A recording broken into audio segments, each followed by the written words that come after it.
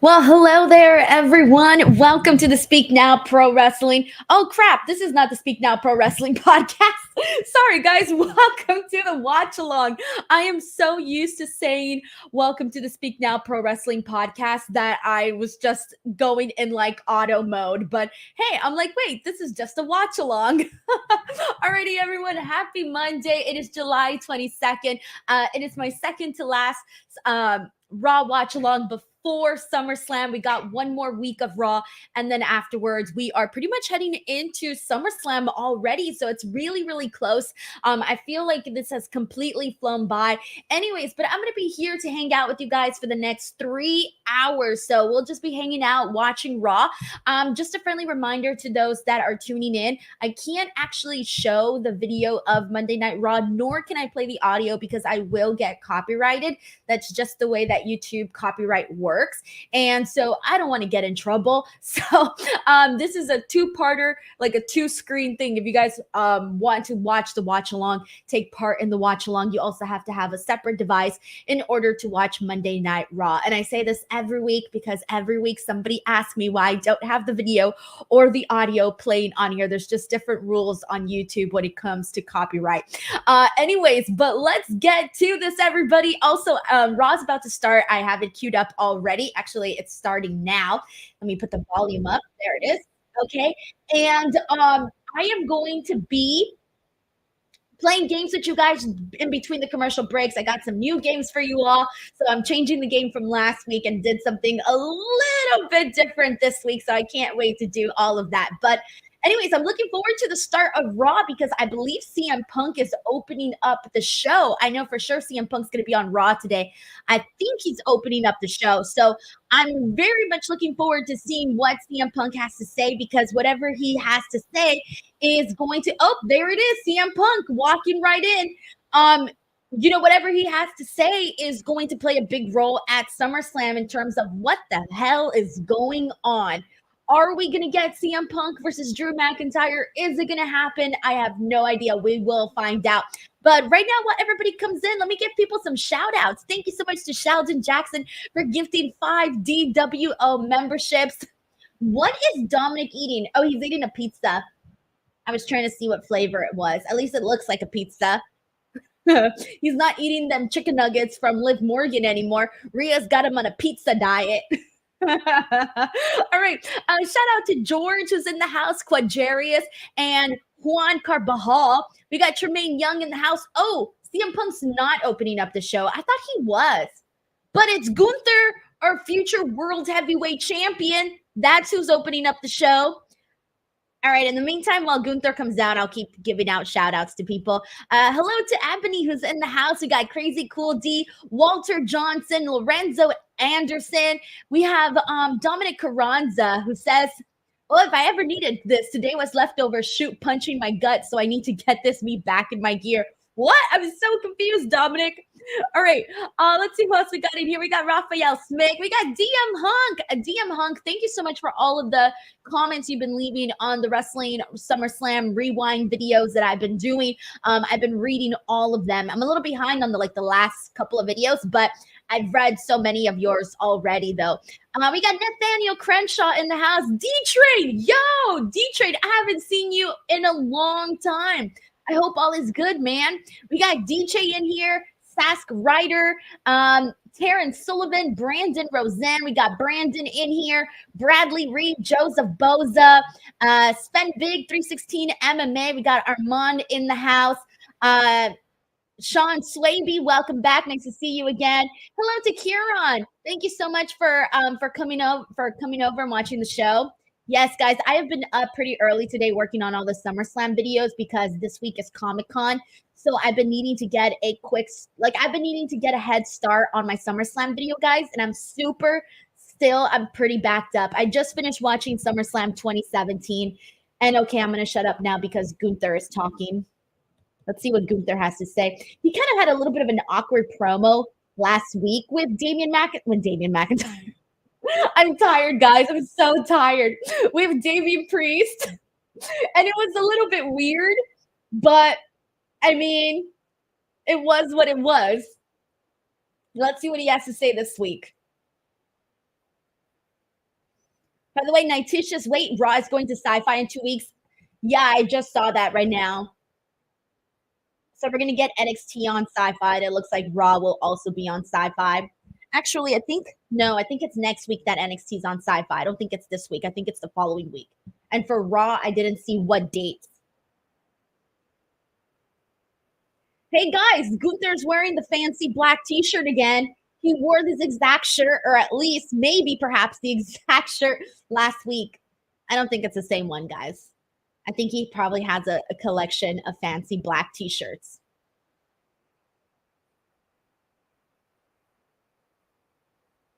Ooh, he's doubling down on what he said to Damian Priest.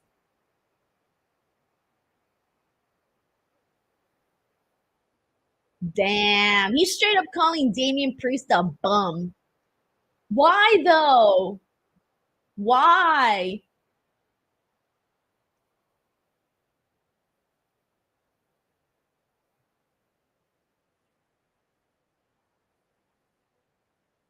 Spend Big says $700 t-shirt. Yeah, possibly. That t-shirt ain't from Walmart, guys. He didn't get the 5-pack of black t-shirts for like $12 at Walmart.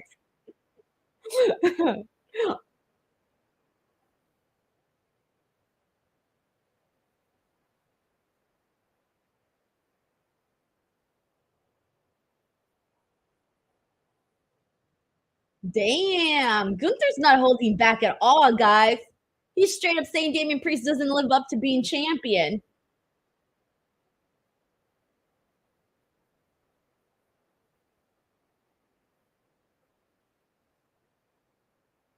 So I'm liking that they finally brought up the backstory because that was a little confusing at first.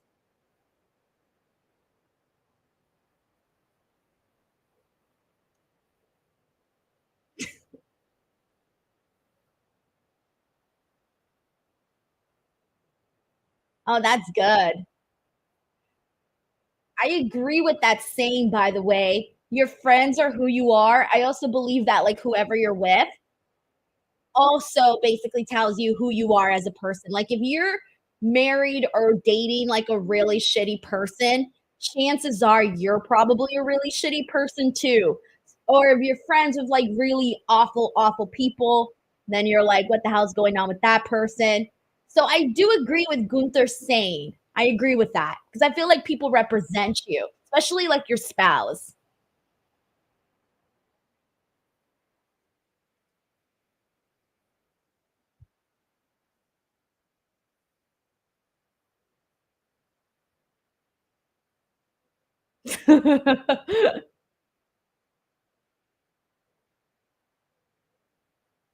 Freaking Gunther. Um, Stomach Ronza says, "Where's Raw tonight?" It's in Green Bay, Wisconsin. Yeah, I've never been to Green Bay, Wisconsin, so I cannot tell you anything other than I know the Green Bay Packers are from there. That's all I can tell you. That is my and they like cheese. That is my knowledge on Green Bay, Wisconsin. That's all I've got for you. The Packers and cheese. If anybody here is from Green Bay, Wisconsin, please let me know.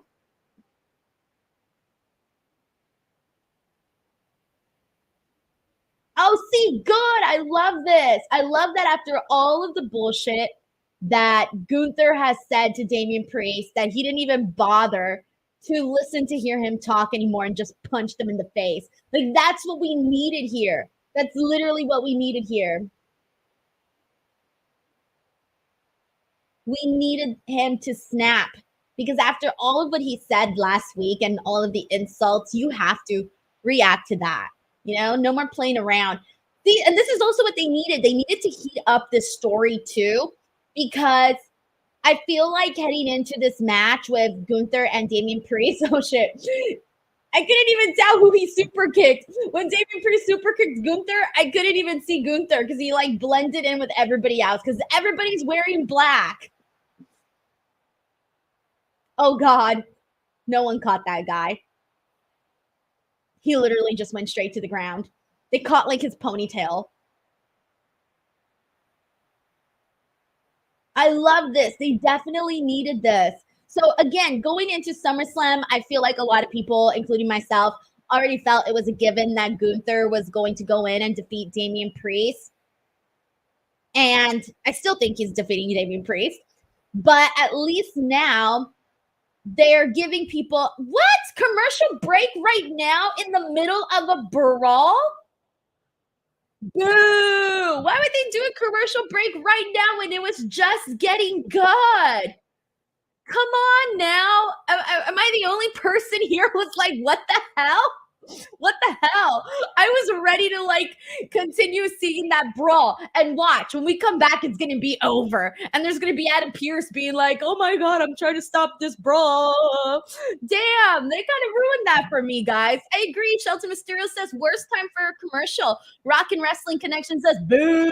Spend Big says boo. Nightwish says Netflix, please save us. Oh my god, I still wonder what they're going to do for Netflix when it comes to commercials and stuff, because you know, when you're watching Raw, yeah, sure, it's 3 hours, but it's way less of that time that you're actually watching Raw. And so I don't know what it ends up totaling to without the commercial.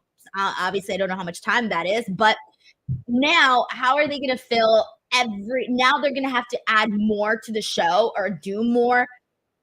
Who freaking knows? I mean, have they even maybe who knows? Maybe we won't even get a 3-hour Raw on Netflix. They haven't even given us those details. So we still don't even really know what that's going to look like. Or hell, maybe they are going to have commercials, but like Netflix commercials. I have no idea. I've never even watched a live show on Netflix before. I know they've done them in the past, and apparently they didn't turn out too good. But that was a long time ago, so we'll see. But Brandon Rosen sends in a super chat. Thank you so much for the first super chat of the stream, Brandon. He says, hey, Denise, love your SummerSlam reviews. Hope they're not taking over too much of your life. Question, why is your rating system out of 13? Okay, so first of all, they are taking up too much time of my life. Literally, every single thing, every time I want to go out and do something, like for example, this weekend, I really wanted to go to the Orange County Fair. And because I didn't know the Orange County Fair had started already. And I was driving and I saw the billboard that said Orange County Fair, and it said like the dates. And I think it started July 19th, right? And I was like, oh my God, the Orange County Fair. I want to go. Oh, I have Sunday off. Sunday, I could go to the Orange County Fair. And then, so I'm like making plans, right, in my head to go to the Orange County Fair. And then I'm like, wait a minute. I got to watch 4 episodes of SummerSlam. Yeah, that's not going to work. So I did not go to the Orange County Fair. And I don't think I will go to the Orange County Fair, which to be honest, it's saving me because those fairs are super expensive. Both the LA County Fair and the Orange County Fair, they just rob you of your freaking money. And then you just feel awful because you go and you eat a bunch of fried food and you feel like shit. And then as for my rating system, 13, I'm a big Taylor Swift fan, and 13 is her lucky number. It's like my lucky number. So it's literally just because of Taylor Swift is the 13. Like everything in my life has a 13 in it. I can't really say exactly what because then afterwards it'll be like weird, but literally everything in my life has a 13 in it. And it's just kind of crazy, to be honest. But yes, the 13 is a number that I love because of Taylor Swift. And it was her lucky number. And I adopted it as my own. And it's kind of worked. It really has. Brandon Rosen, thank you so much for the super chat. I appreciate you, man. All right. So let's see what else we got.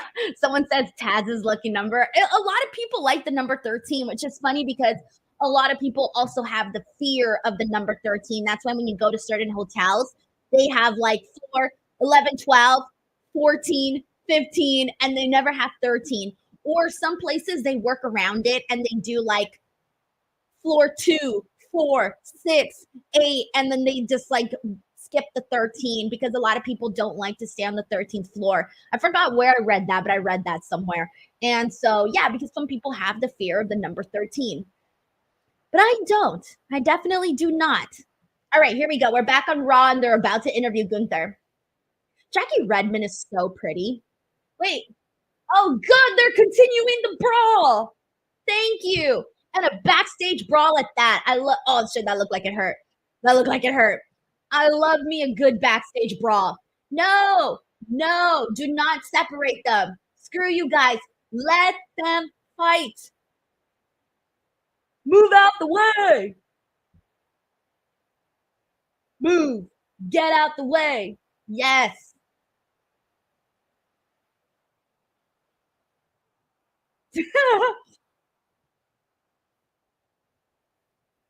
This is a pretty good little pull apart because they actually look the people pulling them apart actually look like they're trying to pull them apart and not just pretending to pull them apart.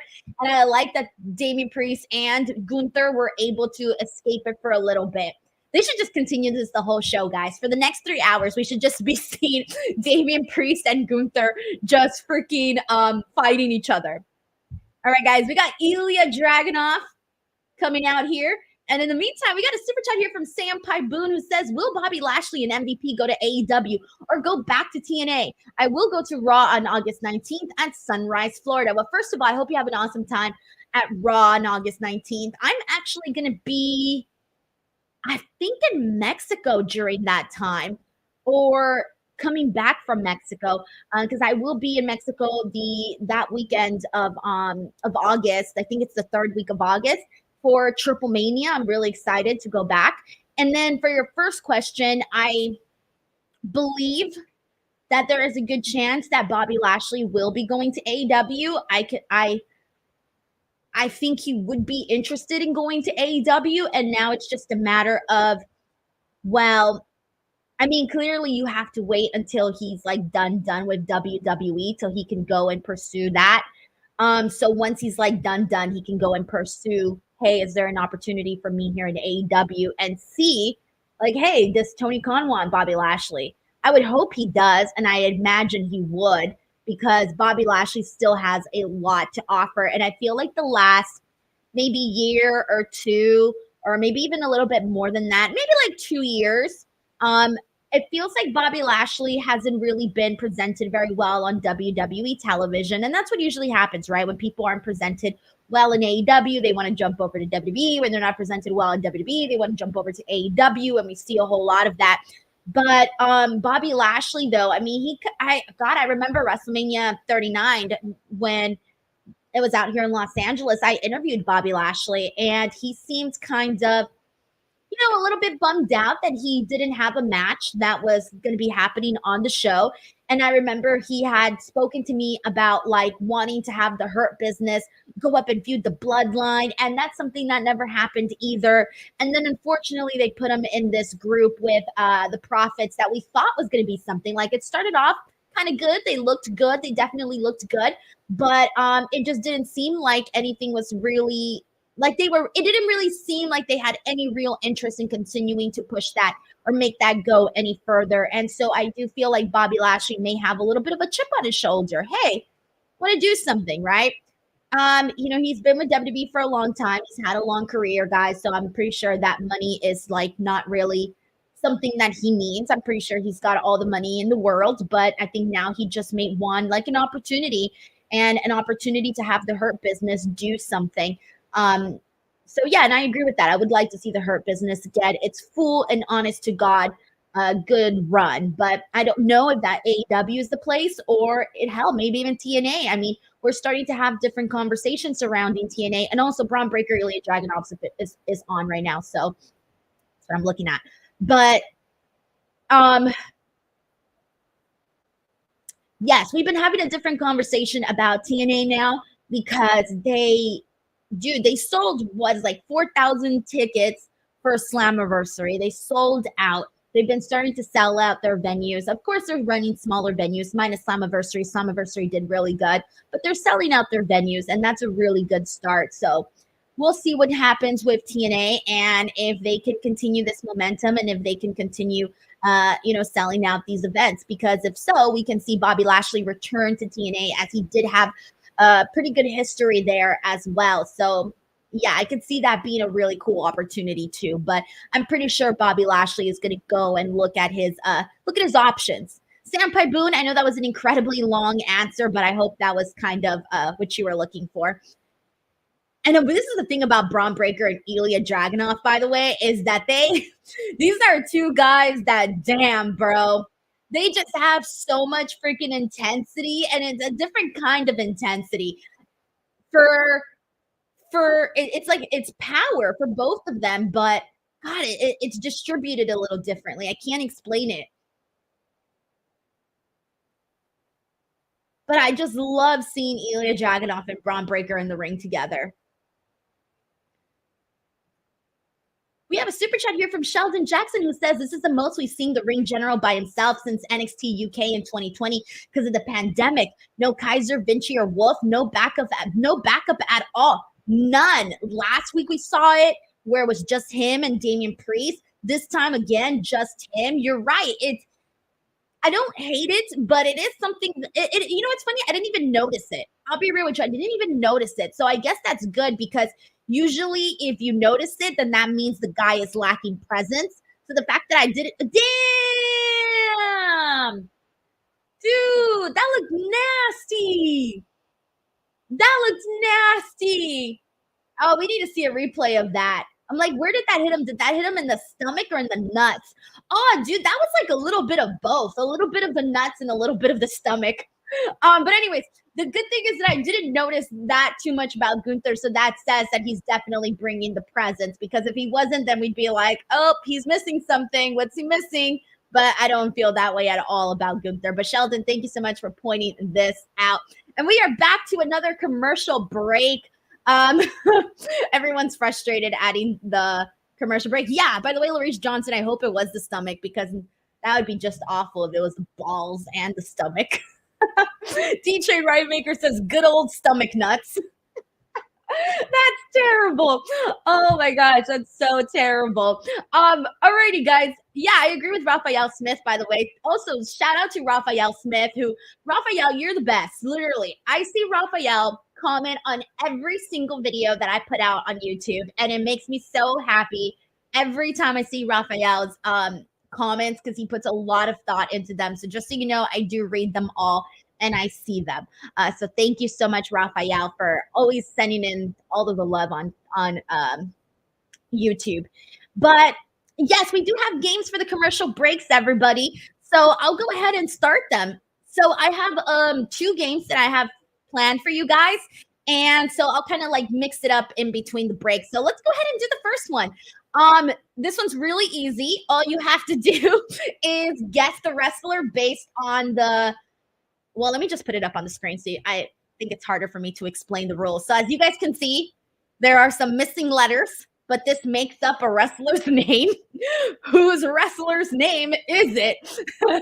So yes, I do have some games for y'all today, because I hate just having to talk over the commercial breaks, and I don't want people to be bored. Some of these are easy, I think.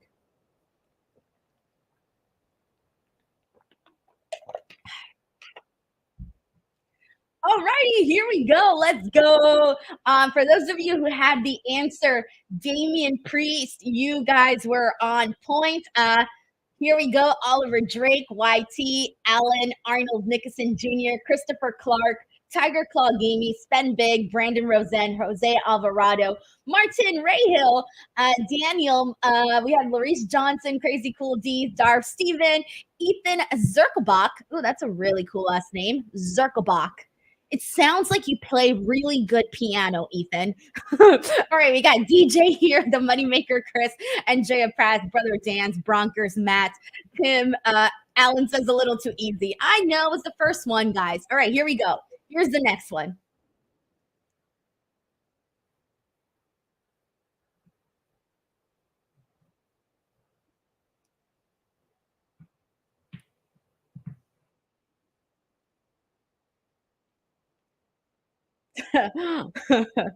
Oliver Drake language.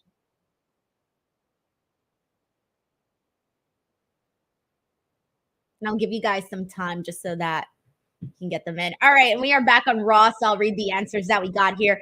The answer that I was looking for on this one was indeed Roxanne Perez, guys. Love it. Think quick. YT, Oliver, Sask, Sven, Matt, Christopher, Raphael, Daniel, Bonkers LFC. We got Andrew Panaccio, Ethan, Louis, Roman Priest, what? And Moneymaker Chris. Good job. And several more here that got Roxanne Perez. All right, let's get back to this match here, and I'll put the games on pause.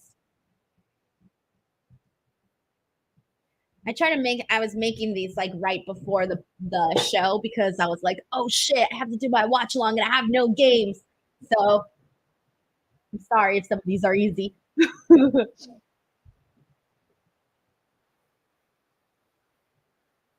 Tiger Claw Gaming says, I saw RP and instantly thought Roddy Piper. You see what I mean? Like your brain doesn't always go to the obvious. Sometimes you just might associate RP with something else, you know? Oh my gosh. Oh, Mike Rouse says, Denise, you wanted me to tell you what the ride was from Knott's Berry Farm. Was it called the Windseeker? It's called the Steelhawk here in Kansas City. The Windseeker. Which one was the Windseeker at Knott's? Okay, 1 second. I'm gonna have to Google that. I'm multitasking. Freaking Ilja Dragunov trying to oh yes, we did have this one here at Knott's Berry Farm. We? You know what? Yeah, I think we had it really briefly. It was this one here. This is the ride. I never went on it though. Never. I would never go on that freaking ride. Some of these rides just scare the crap out of me, and that's one of them. But Mike Rouse, thank you so much for coming back to me with that piece of knowledge. But anyways, I loved how Ilja was just trying to like bring down Bron Breakker, chop him down like a tree. We got Brother Dan here, who's been a DWO member for 10 months, who says, lovely to be part of this great group, Denise. Thank you so much, man. I'm so happy that you've stayed a member of the DWO. I appreciate that, man. Seriously.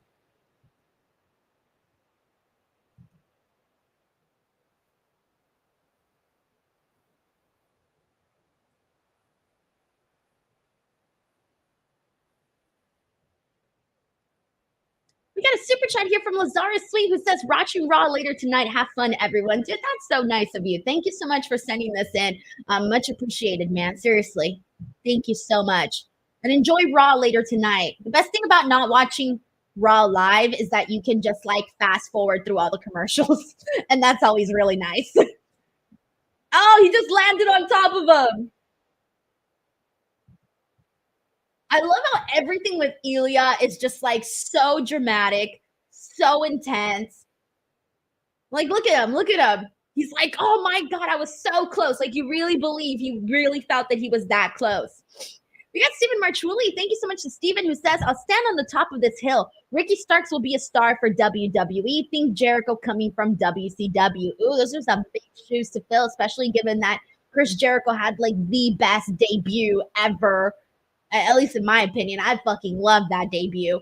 But anyways, I do think Ricky Starks has the charisma and has the skill to be a top guy anywhere he chooses. And I mean, I don't know what's going on with him anymore in AEW, but you know, we'll see.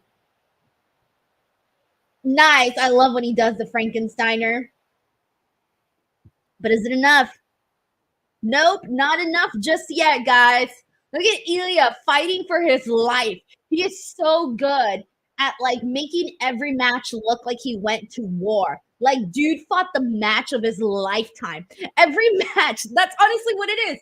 Every match, Ilja looks like he fought the hardest match of his life. That's what he does. Thank you so much, Stephen Marchuli, for this super chat, man. And I can't wait to see Ricky Starks do some cool shit.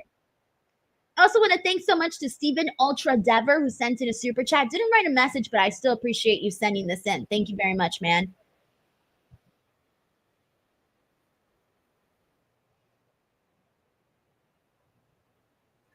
You think Ilja is going to win this, guys? Everybody's been talking about Ilja needs to get some W's. I think this is a perfect opportunity for him to grab one. Nice. Nice superplex there. H-bomb. Bro, I can see like every vein in the arms of Ilja when he prepares that H-bomb. It's like a slingshot of pain. A slingshot of pain. Thank you so much to Brother Dan, the man Smith Reynolds, for sending in a super sticker. Let's go. Let's effing go. Let's effing go. That's my let's effing go Tony Khan impersonation. Let's effing go. Thank you so much, Brother Dan. I appreciate it. Oh, let's see. Dude, Dude, he's making Bron Breakker look like he only weighs 5 pounds. Oh, on the ring apron, as you all know, the hardest part of the ring. I'm waiting for commentary to say it.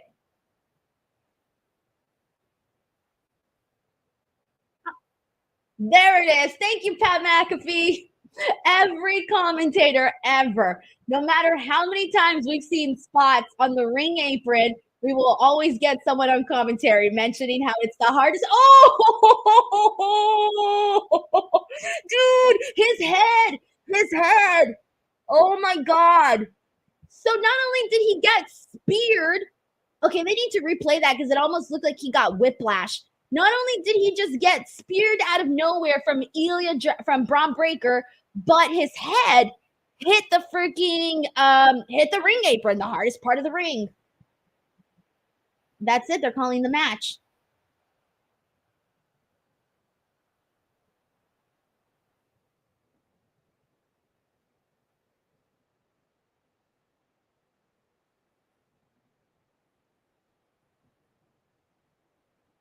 Oh man, I want to see a replay of that because it did look like his head just went.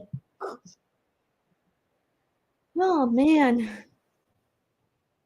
Dominic Carranza says that if you want to be as hard as the ring apron, oh, how have I never used that? How have I never used that?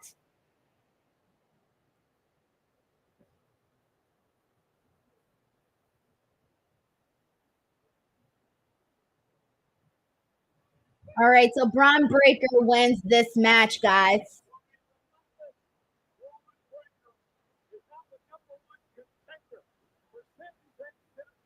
They haven't showed a replay of this yet. All right, here we go. Let me see this again.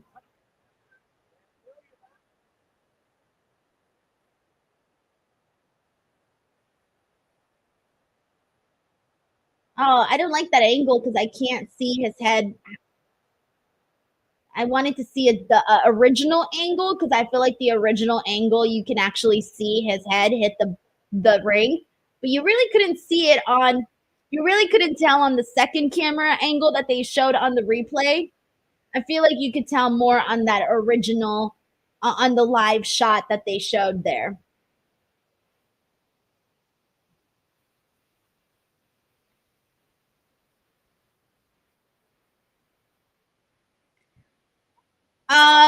Everyone's saying that's a good Blue Chew tease.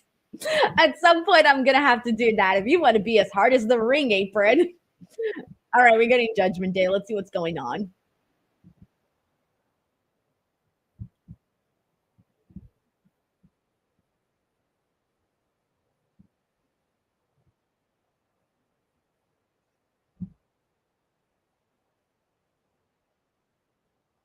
Let's see if she's going to be mean or nice to Dominic today.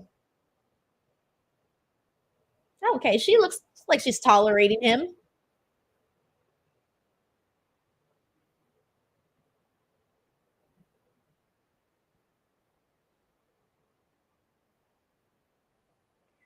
Wait, what? I missed that. No way, I think I did see that. But that was like several days ago. Him asking for her phone number.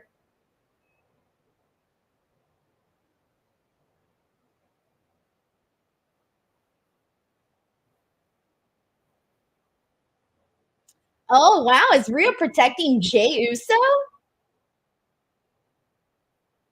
Is she flattered by Jay's interest in her? Oh wow, I think Rhea may be flattered. Hey, like I said last week, if you want to make a man jealous, you make him jealous with another man. And that's exactly what Rhea Ripley's gonna do. Look at Dominic. Look at Dominic. You don't know what you got until you see that person with somebody else. And then all of a sudden, it ain't fun. It ain't fun. Sven Big says Dom's mustache is all types of crazy. That freaking mullet is all types of crazy too, honestly. Sheldon Jackson says Finn stirring the pot. Melissa Cabello's in the house, says mommy likes Jay. Yeet, apparently. Oh my God. I got yeeted. Hold on. So let me rephrase this. I got yeeted at the supermarket the other day, but not yeeted as in like thrown out or anything. Legitimately. So I went to Sprouts this weekend and I was wearing my honorary Oosh shirt. And the cashier at Sprouts was like, "Oh, you're an honorary Oos." And I looked up at her and I said, "Oh, yeah, I'm a fan." And right when I said, "Oh, yeah, I'm a fan," she just went, "Yeet." I'm not even kidding you guys. I'm not even kidding you guys. And so then we started laughing, and then she goes, "Oh, I'm such a big fan." And she was like an older woman, and she was telling me how she's gonna go to WrestleMania. And then so she's talking WWE stuff, right? And then out of nowhere, she goes, "Oh, do you like GCW?" And I was like, "Really? You just pivoted from WWE to GCW? That is pretty interesting, right?" And I go, "Oh, yeah, I really like GCW too." And she goes, "Yeah, I met Matt Cardona." And I'm like, "That's freaking awesome." But she was such a sweet woman. But I just thought it was so interesting how, like, the first thing she reacted to was one, her doing the yeet, and then saying that she was going to go to WrestleMania in Las Vegas, but then also bringing up GCW. I just thought that was really, really interesting because I always associate GCW with like a hardcore fan audience. I guess I didn't really associate GCW with like WWE fans, like, you know what I mean? Like non-hardcore WWE fans. And so I don't know, it was kind of unexpected, but there you go. I got yeeted at the supermarket this weekend. We got Stephen Ultra Dever who says, "Texting from Ireland, love your watch along." Thank you so much, Stephen. I always get happy. I always get a bunch of people from Ireland when they tune in for the watch alongs and stuff, and that's always very exciting for me because I love Ireland. Stephen Ultra Dever, thank you so much for sending this in. Seriously.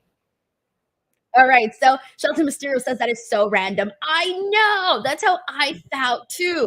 I thought it was super random. I was almost going to tweet about it.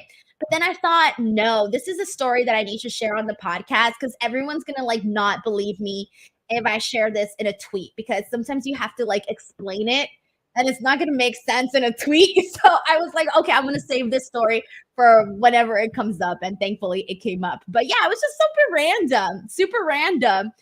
Mr. Acosta says, "I forgot how getting yeeted can mean something different depending on where you live." Right, exactly. I meant like I got yeeted as in she went up to me and was like, "Yeet." It was so funny, but it was nice though to like make friends with to make friends with, I guess, a local cashier at Sprouts. Because I mean, here's the thing: like in small towns, at least from what I've seen in movies and TV shows, like people know the people that work at their grocery stores and stuff like that, right? Here it's so big, and there are so many grocery stores that I go to. Like I don't know anybody who works at the grocery store, even if I've gone 100 times. I don't know anybody who works in those grocery stores. So it's kind of nice to make a friend for once. All right. Let's see what else we got here. Let's go back to our game, everybody, since we're on commercial break. So good luck. Here's the next one.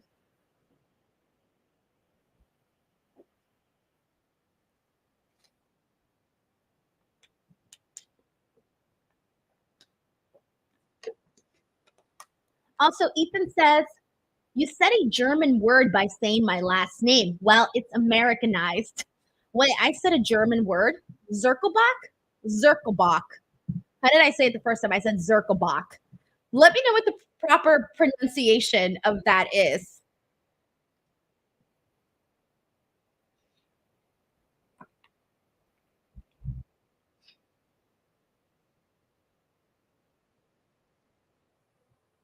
I can tell people are thinking on this one. Um, all right, the answer that I was looking for this one is indeed Tony D'Angelo.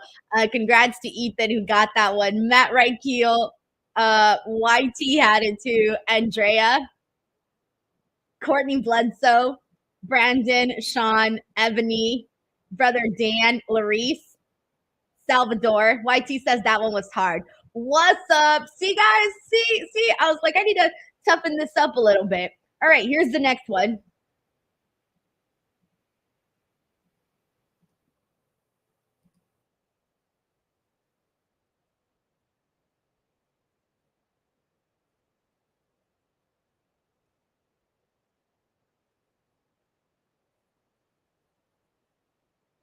Alrighty, and the answer that I was looking for was this one was Oba Femi.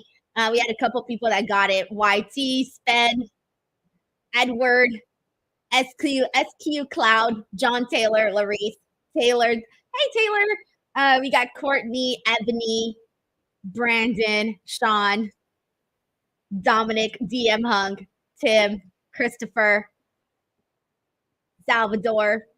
All right, guys, and we are back on Raw. So let's watch Raw. Wait, whose birthday is it? Is it Otis's birthday?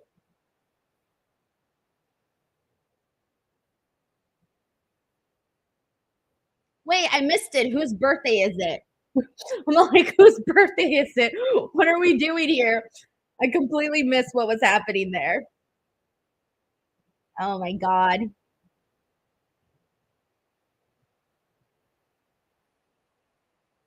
I still can't believe that they went to a break right when it was getting super hot.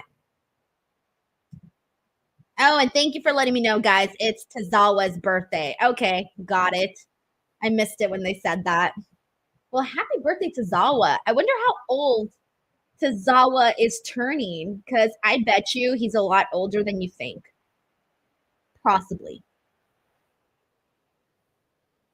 He's 39. Actually, he's younger than what I thought. Never mind. I thought he was a little bit older. He's 39. Oh, he's a lot younger than I expected. For some reason, I thought he was like 42.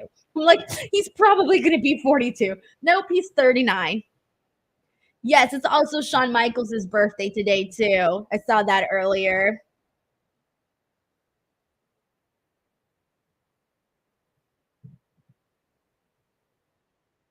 All right, so what are we watching? Finally, are we getting Lyra in a singles match? Or no, it's a 6-woman tag. Never mind, it's a 6-woman tag. Is it a 6-woman tag? Nope. It's a singles match. Okay, Sonya and Lyra.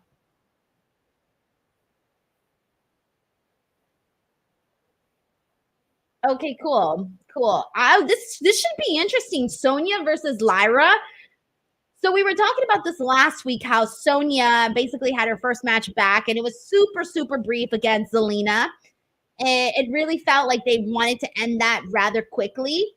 But I feel like her and Lyra can actually have a good match because Lyra's really good. And I know Sonya has not, been in the ring as often, but we'll see. I feel like depending on how this match goes, is going to tell us where Sonya is at right now in terms of her, her return. Brandon Rosen says, "Is it me or have we seen this match before?" No. Sonya versus Lyra, not that I know of. No, because Lyra was over on NXT and Sonya was gone. And so since they've came back, Sonya's only had the one match, and it was against Zelina. So I'm going to say no.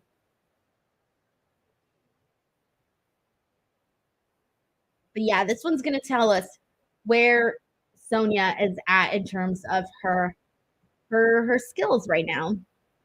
Sven Big says, "Thanks for the Raw watch along. Super fun." Thank you so much, Sven Big. I appreciate you, man.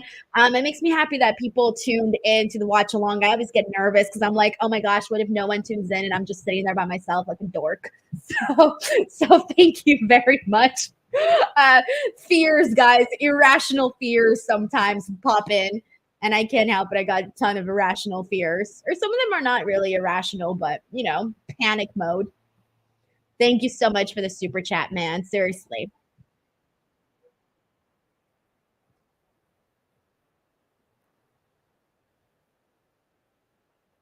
I really love how the gold gear looks on Lyra.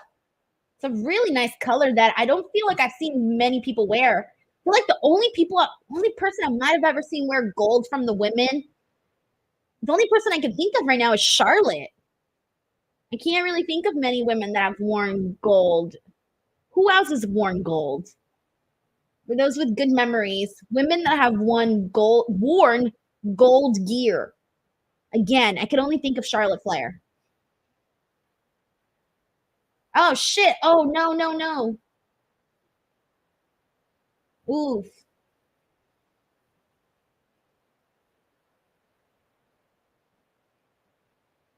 Oh, commercial break again, guys. Man, I feel like we've had so many commercial breaks. Wait, what is the anonymous?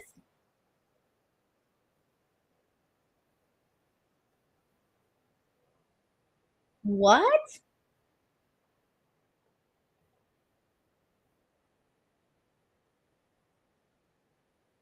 I've never seen this commercial before for the anonymous, the reality competition show. I'm like, what is that? I don't really watch these reality competitions. I feel like they kind of suck a little bit. All right, so let's go ahead and continue the game. Here we go, guys. Whose name is this?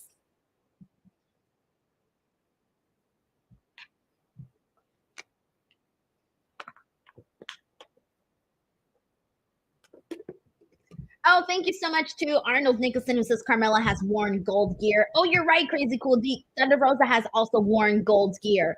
Thank you. I couldn't think. Oh, Mandy Rose is another one who's also worn gold gear. Okay, good. So there's plenty more that I just didn't think of.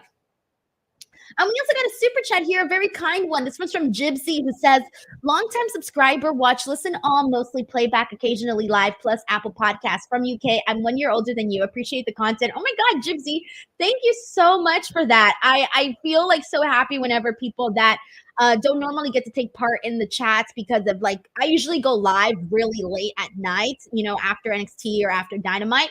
So it's nice to go live a little earlier and meet some people that, watch the content, like you said, on playback. So I really, really love connecting with people that I don't get to connect with when it's not live at their time. So thank you so much, Gypsy, for the generous super chat.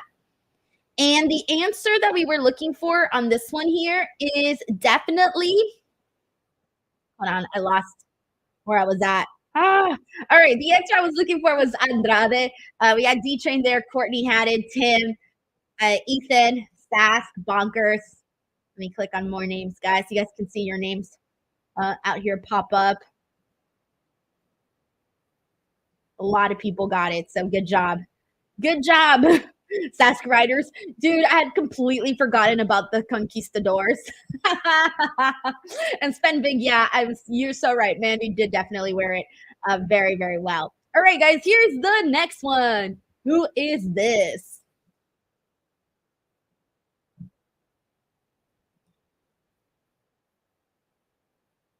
Melissa Cabello asked Denise, do you have any pets? Not at the moment. I do not. I just don't have the schedule to take care of a pet, unfortunately. The answer is not Austin Creed.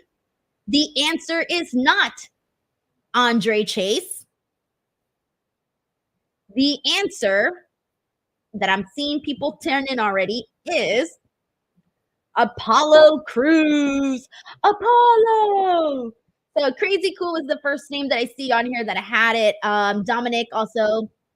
Bonkers LFC, Ethan, Andrea, Nick Blues, Joseph Boza. YT put 2 options in here: Tiger Claw, Brandon, Matt, Ebony, Larice. Good job, guys. Apollo Crews was the answer. And we are back on Monday Night Raw, so let's get back to this women's match. We are watching Sonya Deville versus Lyra Valkyria, who is wearing lovely gold tonight, which got us on the topic of women who wear gold in-ring gear. And it's so far Thunder Rosa, Charlotte, who else did we say? Mandy Rose, Carmella, Lyra. Those are a few of the names that we've gotten mentioned so far. And hello to Matthew Tan over from Facebook. Shout out to the Facebook peeps, guys. Facebook is still growing very nicely. I'm almost at 45K on Facebook. It kind of slowed down, but I am going to be posting more content because July, I didn't attend any pay-per-views this month. So, it's kind of a little bit of a slow month. But August is going to be insanely busy. Insanely busy, guys. I'm going to be basically traveling every weekend in August. So I think there's only like 2 weekends that I won't be traveling. But for the most part, I got a lot of trips lined up, trying to get some content and whatnot. So some of the places that I will be at in August include Cleveland for San Diego, After that, I will be going to Mexico for Triple Mania. Then after that, I will be going to Berlin for Bash at Berlin. And actually, that's the first time I have revealed that news here on the channel. So I will be going to Berlin to get some content. And I'm very, very, very looking forward to that, guys. I've never been to Germany. So if we have anybody here from Germany, please let me know what I should do in Berlin because I've never been. And I'm also going to be making a pit stop for 2 days before I come back to Los Angeles. I'm going to be stopping in the Netherlands because one of the places I've always wanted to visit is the Anne Frank house. I have always loved Anne Frank's diary, and her story is a very hard, emotional story. But I always just really connected with Anne Frank, and so I want to go see the Anne Frank house. And I figured since I'm going to be in Berlin, Germany, I'm going to be very close to the Netherlands. So before I come back to Los Angeles, I will be stopping by to see the Anne Frank house because that is like a bucket list item. And Sonya got the win, guys. Wow. Over Lyra. That's very interesting there. Very freaking interesting that they went there. Well, I mean, I guess it's not too bad because Sonya's back. She needs to collect some wins. But I just didn't think that this match was really anything noteworthy, though. The most noteworthy thing was seeing Sonya get the win over Lyra Valkyria. That was really the most notable thing. But the match itself could have probably been a little bit stronger. But it's interesting to me because of how they booked Lyra in the Queen of the Ring. She was booked so strongly, it made me feel like they were going to really skyrocket her, similar to what they've done with Jade or Tiffany Stratton.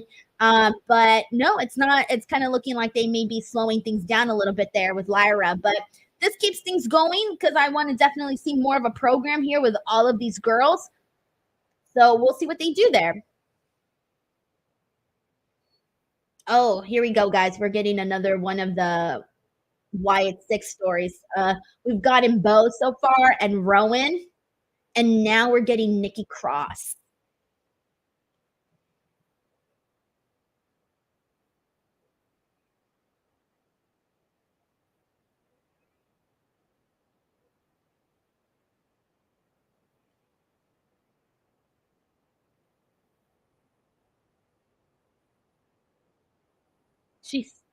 She's so good at this role. She's got such freaking range. Don't forget that she was also Nikki ASH, and that was so different.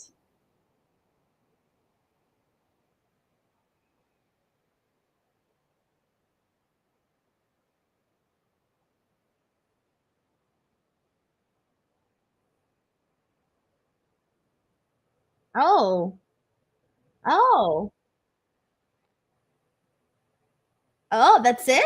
She just screamed? That kind of tells us more than anything we probably, because I was wondering like what she was gonna say, right? Because it was totally different with Bo Dallas, right? You know, he's talking about Bray and everything.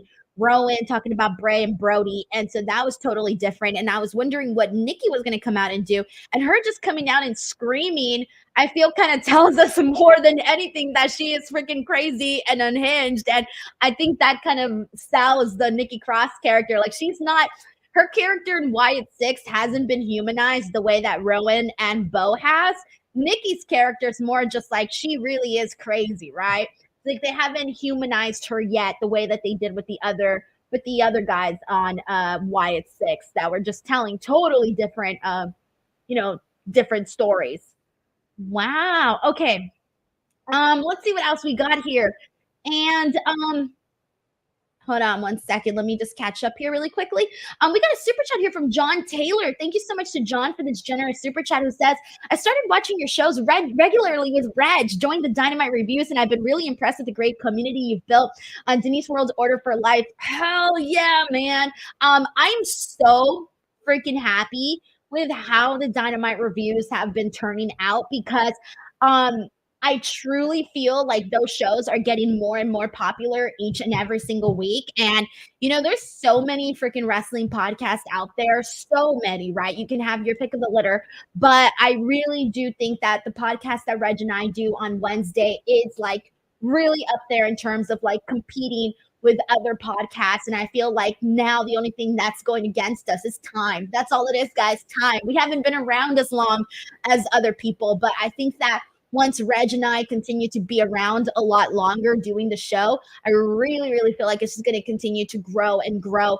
So I'm really, really happy with how that's turned out and how everybody has sort of just really liked it. So, and it's so funny because Reg and I talk about it all the time, how like we really didn't talk. Like we knew of each other, but we didn't talk to each other.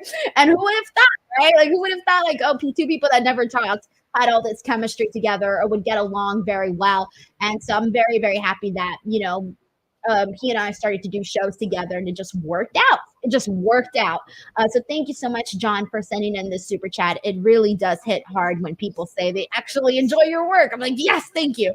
And Tamala Pageant, who is also a DWO member. Thank you so much for being a loyal member here with the DWO. All right, so let's go ahead and continue the game. Here we go, guys. Who is this?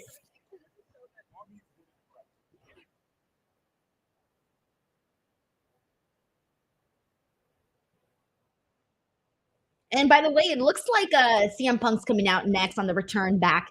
John Taylor says California Connection show is basically who can make the other laugh the most, and I'm here for it. That is kind of true, actually. We're literally just class clowns, really. We're just class clowns, and it works, right? Because people just want to have fun. Things don't have to be serious, like it's pro wrestling. It doesn't have to be serious, right? Like let's just have fun. And by the way, everybody submitting Baron Corbin, that is not the answer. The answer is not Baron Corbin. But seriously, John, thank you so much for the positive feedback here, man. Happy you're enjoying the show. All right, so I'm seeing some people give this answer, so I'm going to show it already. The answer that I was looking for was actually Brutus Creed. So let me see. Let me pull up the names of who had it. Okay, here we go. DJ was the first one that I see on this chat with it. I have a lot of Baron Corbins, like a lot of Baron Corbins here. Let's see. BDTV says if you're going to the Anne Frank house, you can see American history about an hour away from it. The Garenvik paper mill. The paper mill that supplied the Continental Congress paper for the Declaration of Independence. Oh my gosh, thank you so much for letting me know that. I had no idea because I haven't looked yet what else I'm going to go look at in Amsterdam. So thank you so much, Beatty, for sending that in. All right, more Brutus Creed. Nick Blues, I see also had it here. YT, D-Train, J, Bonkers. Okay, so a few of them here. All right, so good job on that. Here's the next one.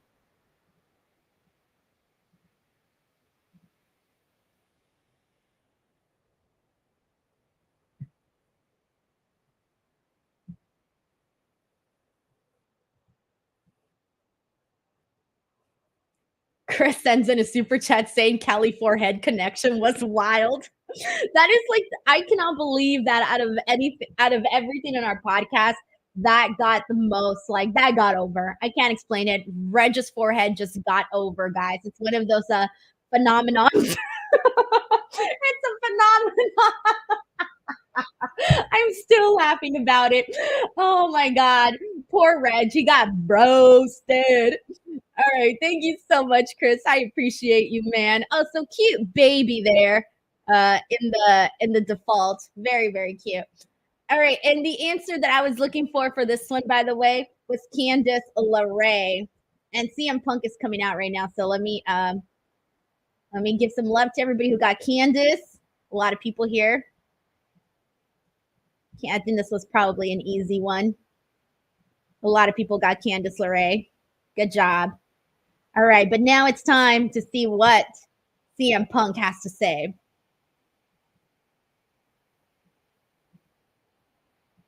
All right.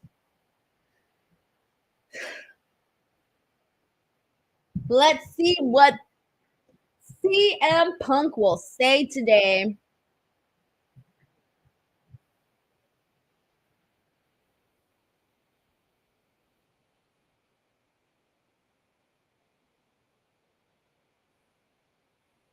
coat of person. I always say coat instead of coat.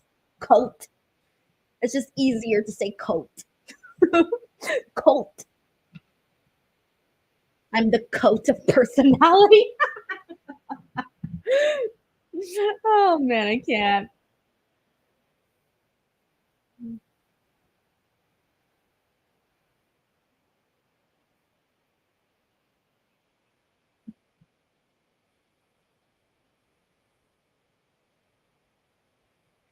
We got John Taylor who says Regis forehead equals Denise's retirement plan. Bro, for reals. Also, Samantha Irvin looks really, really cute tonight. She's got her hair different. That yellow is just popping. I almost went, who's that? And then I realized it was Samantha. It looks so different. I love it. Regis forehead, Denise's retirement plan. I'm going to send my kids to college on Regis forehead. Oh, man. It's hilarious. G-Man says, please interview Tatum Paxley. I would love to interview Tatum Paxley, guys, but it is not always easy to get interviews, guys. I got to be chasing people. I'm at least chasing like 5 different people right now. That sounds stalkerish, but by chasing, I mean going, is this person available? They're not. Okay, cool. Is this person available? Let me circle back. A lot of circling back, guys. A lot of circling back. Thank you so much to Brother the Man Smith Reynolds for the super chat. Let's up and go. All right, CM Punk, what do you got for us? Please tell me we're getting this match at SummerSlam. That's all I want in life. Drew versus CM Punk. It's all I want. Maybe he's going to announce he's cleared. Because it's still a little unsure. Like, we're still not really too sure.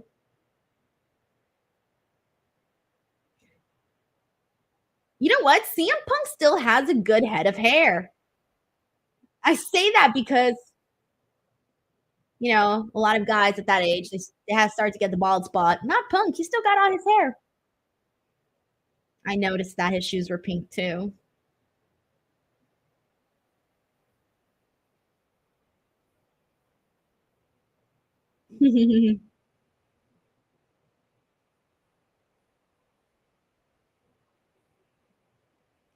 Yes! CM Punk is cleared! Fudge, yes!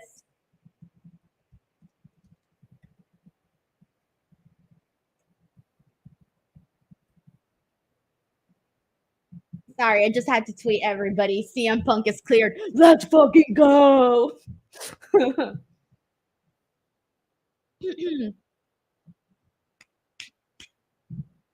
Finally, so happy to hear that.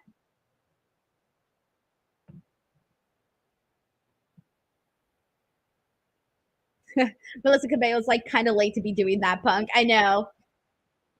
He's putting his tape on. Hey, man, he's doing it fast. Years and years of experience. That'll do that to you. John Taylor says, do you think we'll ever get long hair CM Punk again?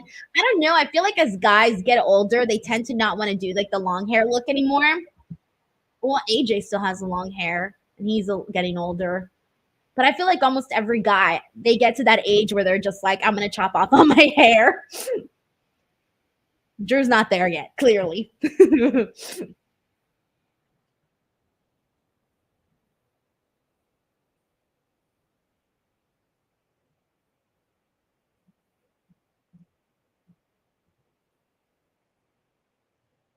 What's going to stop him? He literally said, nothing will stop me. So that means something's going to stop him.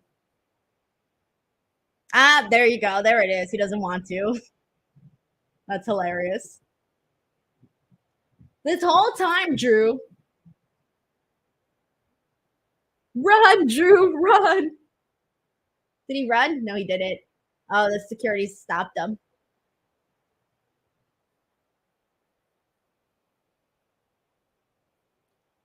Yo, poor Green Bay. They just got buried.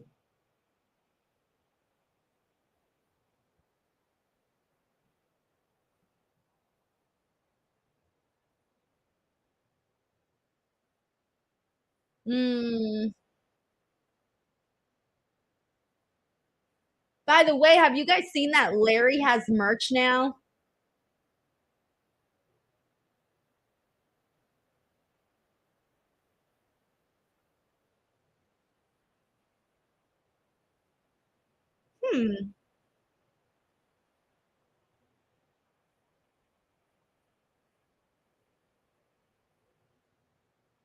What's the reason?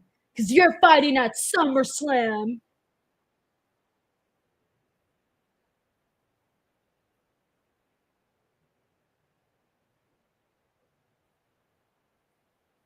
Yes! Yes! Yes! It's finally happening, everybody. It's finally happening. Drew McIntyre versus CM Punk. Let's fucking go.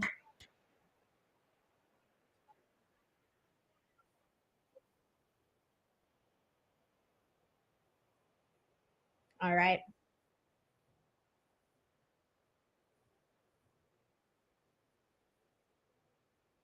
It's on, baby. It's on like Donkey Kong.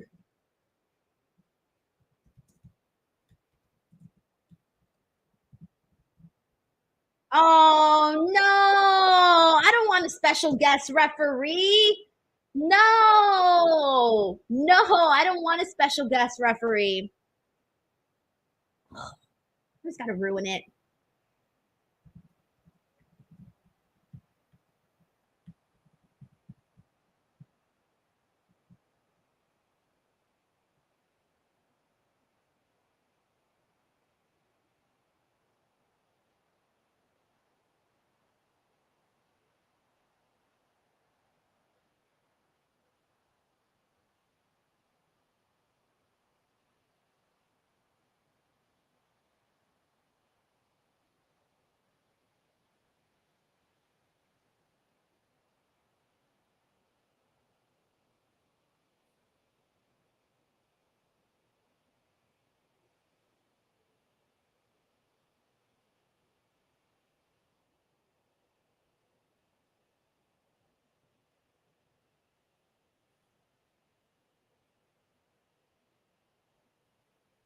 Let's see what Seth has to say.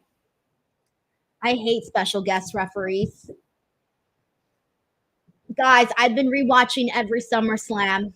Y'all know what happens when we got special guest referees.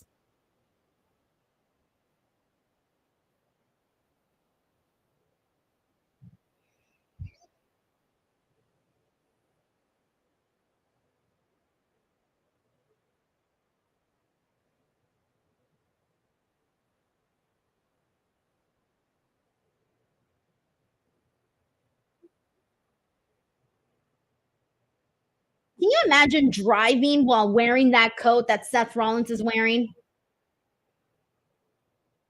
Just looks very uncomfortable.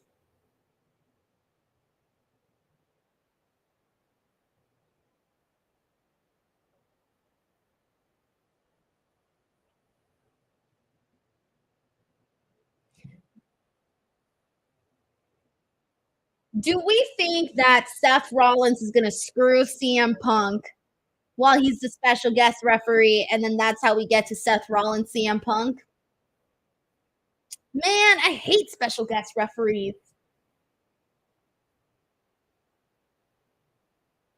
Don't cheer for that. Special guest referees suck. And they always ruin the match. And it becomes a whole thing every single time. Every single time.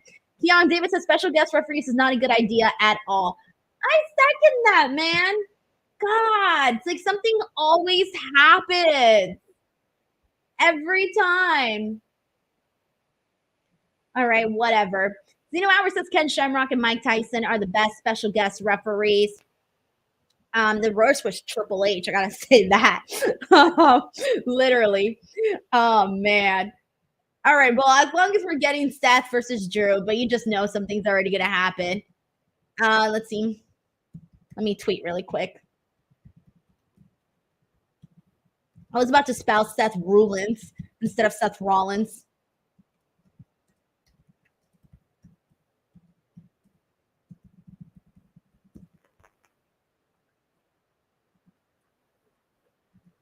Oh my gosh, Liv Morgan. Not her sneaking around trying to get Dom's attention.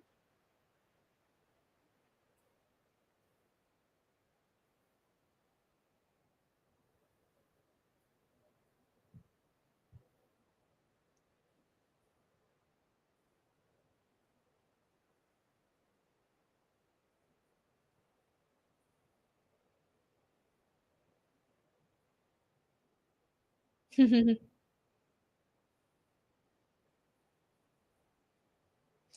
can't even be left alone. Not for 10 seconds. How sad. Everybody's literally cock blocking Dom and Dom and Liv. All right, we got some super chats to get into. Here we go. This is from Brandon, who says, maybe I'm the only one, but I think this makes sense since Seth hates each of them equally and Drew has a hate on for the normal refs. Yeah, it was obvious they were making their way this direction, but it still sucks, guys. I mean, let's not forget when they screwed CM Punk at SummerSlam in his match against Cena. Let's not forget when Daniel Bryan got screwed. All these stuffs are like very fresh in my mind, and every time there's a special guest referee, it just always goes a shitty direction. So that's why I'm not really looking forward to that. But hey, like always, I'm willing to let it play out. We got Benoit Richter here who says, are they redoing Bret Hart versus Undertaker versus Shawn Michaels as special guest referee? Seth gonna have to count to 3 for CM Punk after he hit Drew by mistake. That one, and I put it over so much because I loved the way that they did that. That was one of the rare times where I actually really loved having a special guest referee, because that ending was freaking brutal and Shawn Michaels had to swallow his pride and count that 3 count. Oh man, see him having to swallow his pride in that was good. But see, that story was it was a little different, and it worked out very nicely. Hell, you never know, maybe they could do a situation like that, but we'll see. It's a little bit more complicated though, because then the whole thing was back then was that if Shawn Michaels screwed if Shawn Michaels did like screwed Bret in that, then he would have been banned from, I think it was wrestling in the United States. So they would have to implement that so that, for example, they wouldn't screw the wrestler. And basically you have to swallow your pride and count the 3 count, even if you don't want to. So yeah, that was just a different story, and it worked out so nicely. But it would have been cool if they did something like that for Bret. I mean, sorry, for Drew and freaking Punk. Benoit Richter, thank you so much for the super chat. We got Dominic Carranza who says, update, Torben loved the heat wave shout out. Thank you so much. Oh, hell yeah. I love that. I love to hear that. It's always very exciting giving people shout outs and whatnot. Thank you so much, Dominic Carranza, member of the DWO for 8 months. All right. Petey says, Otis is here. Time for hot boy summer. Oh, man, that's funny. All right, guys. I'm going to switch it up, guys, and I'll play a different game in the meantime. Let's do shoot names. How many of you guys know your favorite wrestlers' shoot names? Let's go. Yeah, let's do this one first. Who is Stephanie Lee? Oh, who is Stephanie Lee? I always think these ones are hard. I don't know anybody's shoot name.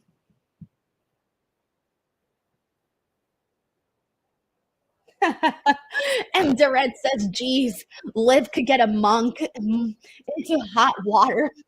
That's hilarious.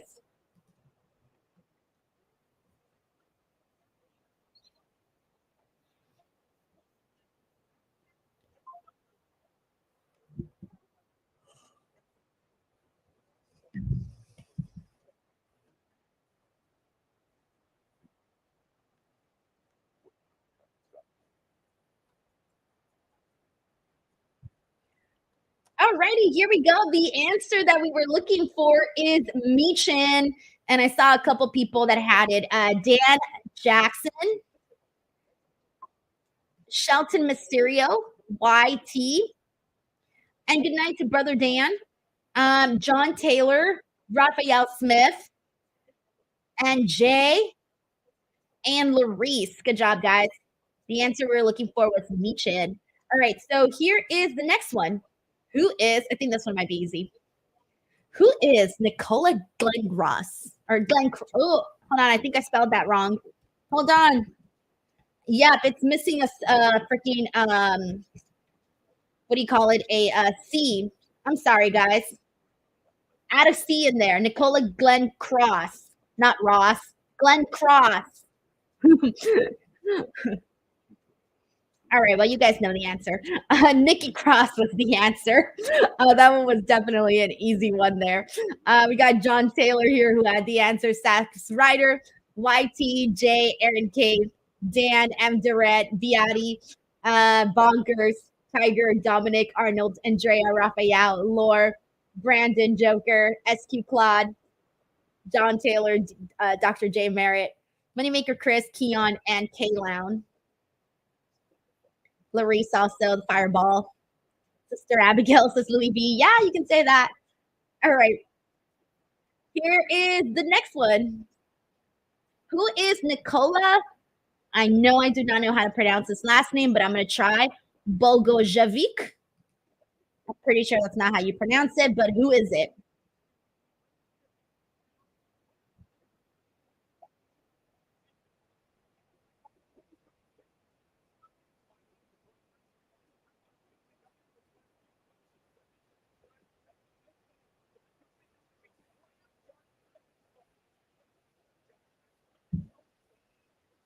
Alrighty, and the answer we were looking for is Otis. Dan Jackson had it. Lore, BRKY, YT, Larice, Aaron, and Andrea, Raphael, Brandon. Good job, guys. The answer was Otis. All right, we're back on Raw. Let's see. Sami Zayn's being interviewed.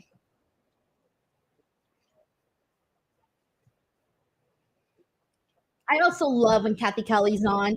She's adorable. And she's a very nice person, too.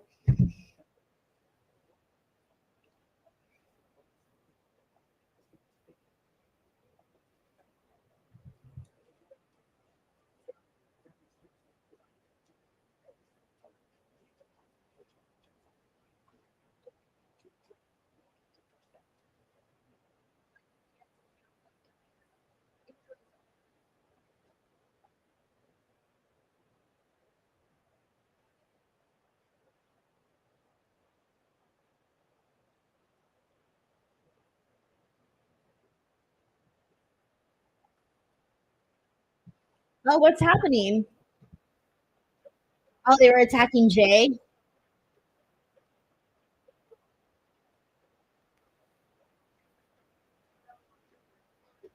Ooh,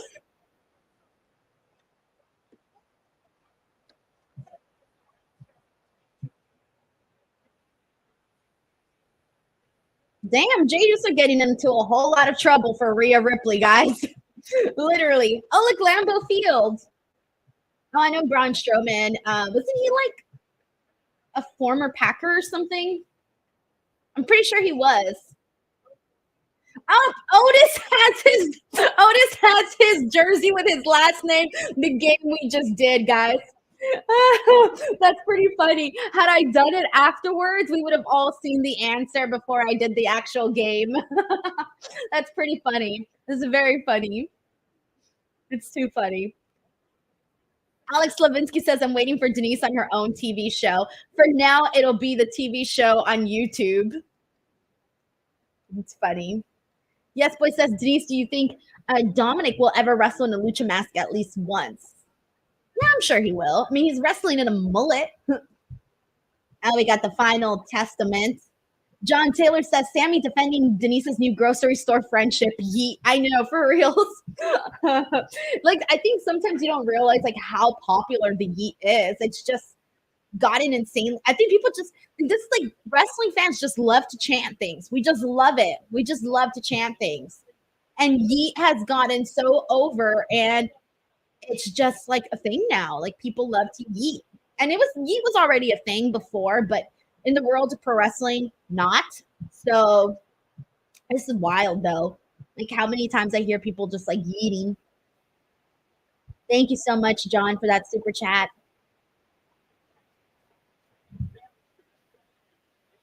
Melissa Cabello says, Jay, your wife's not going to be happy after you going after mommy.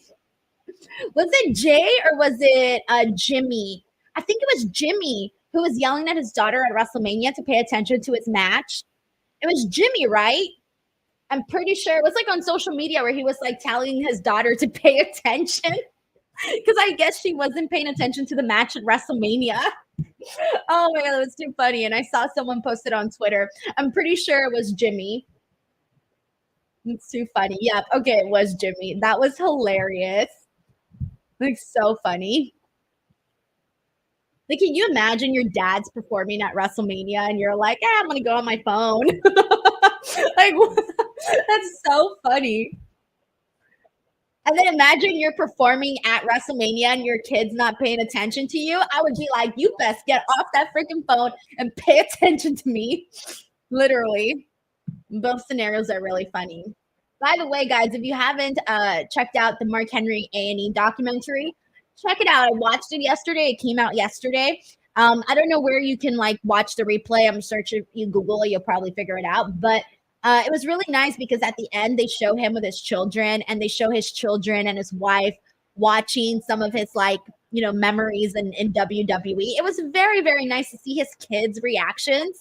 Like when he did the whole swerve where everyone thought he was going to retire, his fake retirement speech.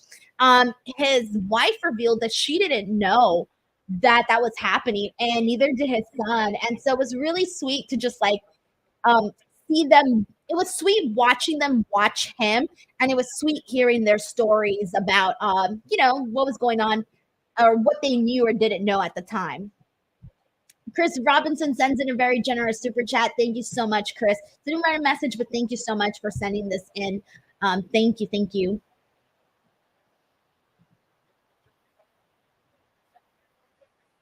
All right, so we're watching a 6-man tag right now. Akira Tozawa performing on his birthday.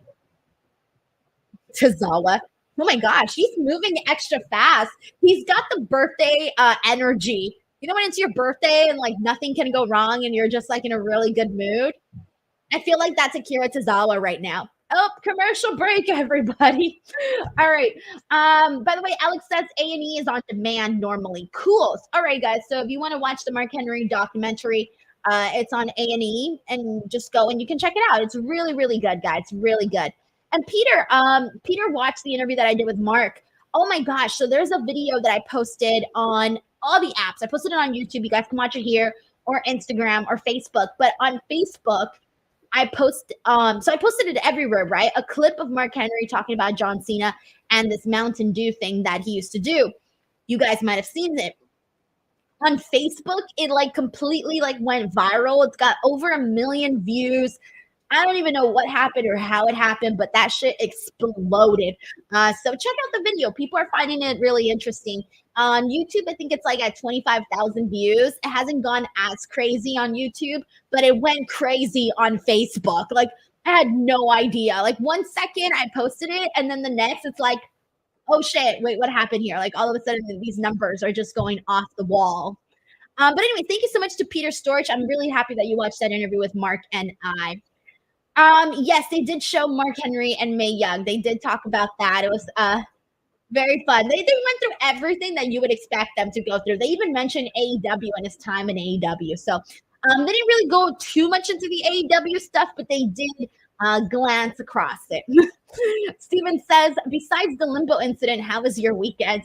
I am full of mosquito bites. I went to a summer beach pool party because it was my sister's birthday, and we played like all sorts of games. I lost all of them. I didn't win one game this time. Usually really good at that stuff, but not this time around. But we all got bit by the mosquitoes, guys. It's summer, and I have at least like 6 mosquito bites. I have one in my love handle. Like, who does that? Why would a mosquito bite me in my love handle? Like, why would you do that to me, mosquito? What are you trying to tell me? I literally have a mosquito bite right here. It's so irritating. I have mosquito bites in my stomach. I have them on my back, my arms, my legs. It's so uncomfortable. And what's worse is every time I think I found them all of a sudden I start scratching someplace out and there's like a brand new mosquito bite. It's mosquito season. It's terrible. And Peter Storch says, who are you hoping to interview next? So I'm going to be at Comic-Con this Thursday, and I'm planning on interviewing some talent that is there. And yeah, keep an eye out for that. So I don't know who I'm interviewing, but I've had conversations with AEW and WWE. So they're going to be trying to get me some talent there. And then there's going to be other talent that are doing like signings. So whenever there's an opportunity, I will try to shimmy in there and see if I can get some good content. So yeah, I've also sent some feelers out to some other people. So now I'm just kind of waiting to hear back But yeah, that's basically how it is, guys. It's like trying to get interviews is it's a strategy, right? Like you have to plan ahead for these things and send feelers out and pitch yourself and all of those things. And thank you so much to Peter for asking. Chris Robinson, how'd you get it there? I don't know how I got the mosquito bite here on my stomach because I was wearing a dress and it covered me up the whole time. I was wearing a dress. So I don't know and I didn't even go into the pool. Like I did not go into the pool at all. So I have no idea how I got bit through my dress by a mosquito. And then I also read that mosquitoes supposedly, I don't know if this is true, but supposedly on one of those like fact Twitter accounts, I say fact in quotations because now again, you can't believe everything you see on the internet. So maybe you can Google this. But apparently they say that people that are drunk get more mosquito bites, but I call that BS because I didn't have no drinks at all and the mosquitoes ate me up. So, and there was other people there that were drinking and they could have had their fun eating them, but nah, they came to me. Well, actually, they got to everybody. These mosquitoes feasted. They feasted. Leo says more interviews in Spanish, please. I'll be at Triple Mania, so maybe I'll get some there. Yeah, so keep an eye out for that time period, and I might have some there.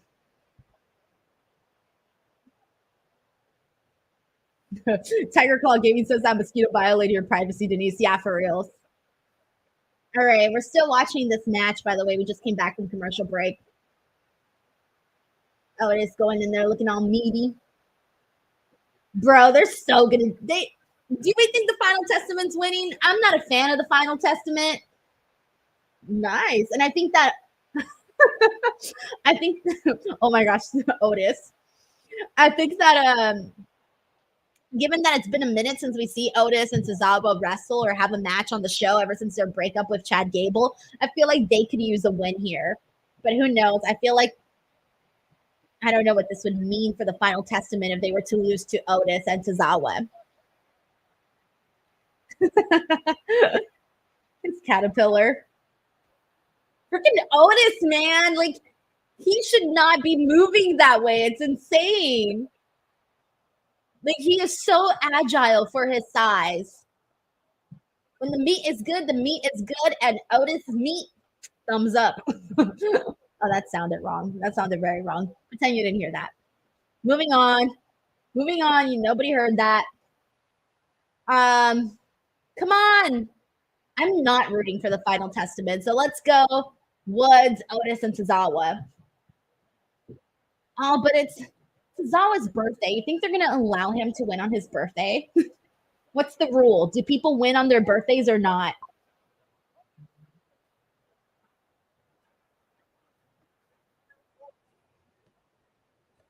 Boo! Boo! They had the Final Testament win. I knew that was going to happen.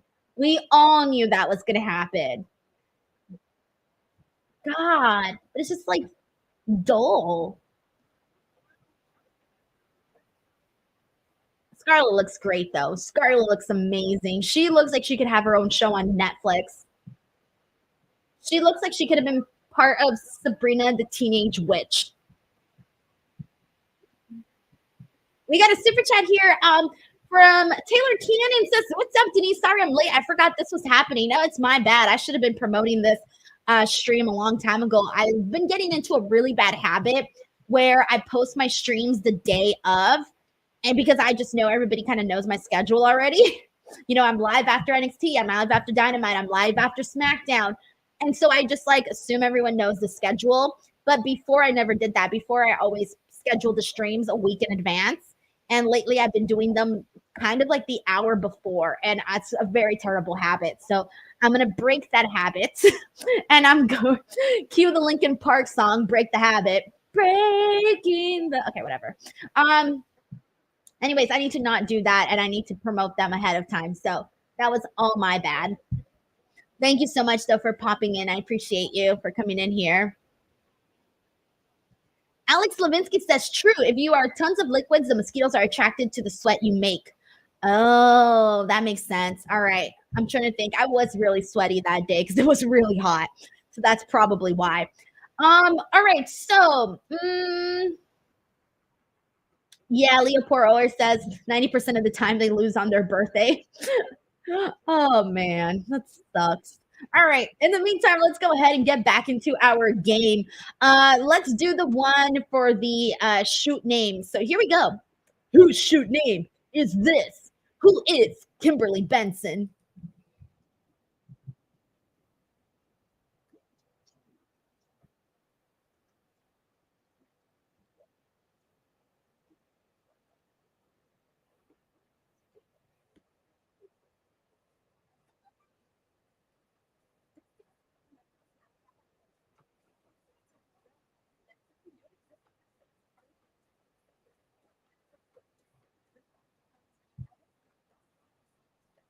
Alrighty, and I saw some people with the answer already, and the answer that we're looking for is Piper Niven.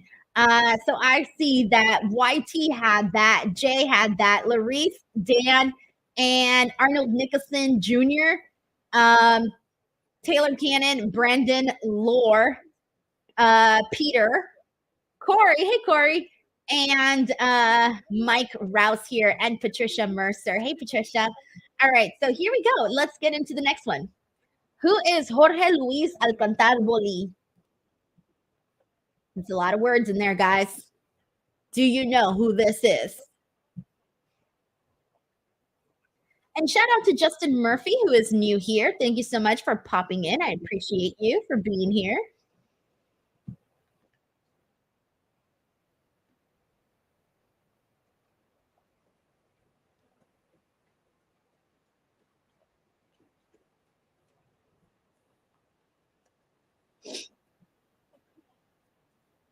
And I see some people here with the answer already. So here we go. The answer that I was looking for was Santos Escobar.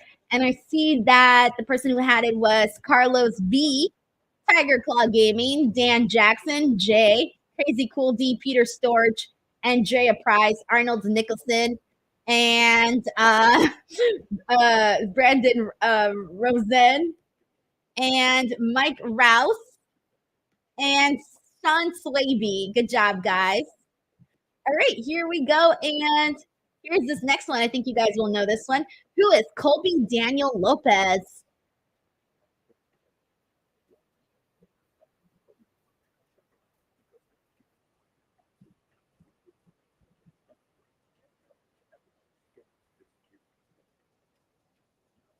And this one came in pretty fast, so I think a lot of people knew. And that one, my friends, is Seth Rollins. Why did I want to say Rollins again? Seth Rollins, Crazy Cool D, Steven, Dan Jackson, Larice Johnson, Daniel, YT, Taylor, J, Lord. This one came in easy. Everybody was like Seth Rollins, Seth Rollins, Seth Rollins. Everybody knows his shoot names. It's so funny. Seth Rollins, not Rollins, Rollins. Rolling with the homies. All right, last one, guys. This is the last one I got for you on shoot names. Who is Jessica Woy Cole? I don't know how to say that name, guys. Woy Nicole.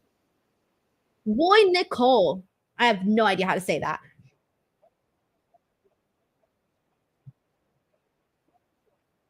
I can tell you it's not Seth Rollins, though.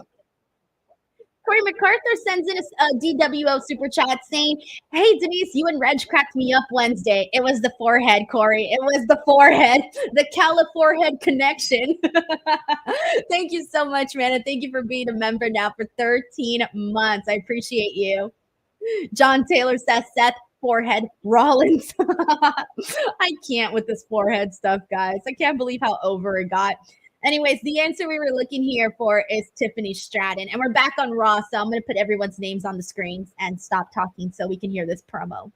Because Chad Gable's out there with the creeds.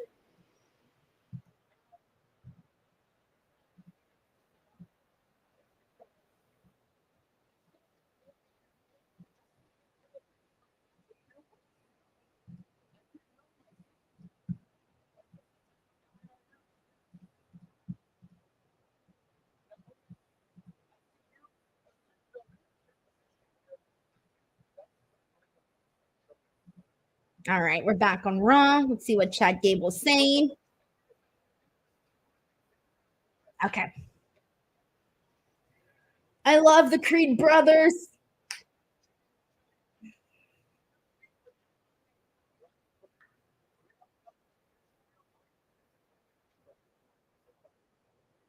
Rude. He's calling them dumb. Hey, Julius has some really nice shoes. Some nice little brown shoes.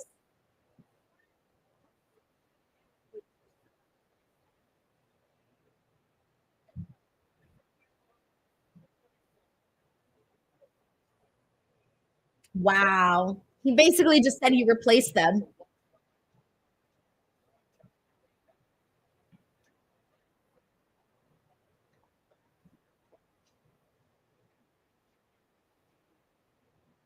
Wow.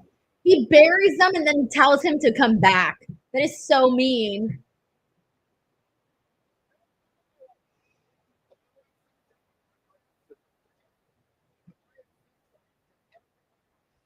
Hendra Buckley says, no offense to the Creeds, but I'd rather chill with Tozawa and Maxine. You know that Otis would have the fun snacks. I would probably go with Otis. I feel like if I went with the Creeds, they'd just have carrots. I don't want carrots.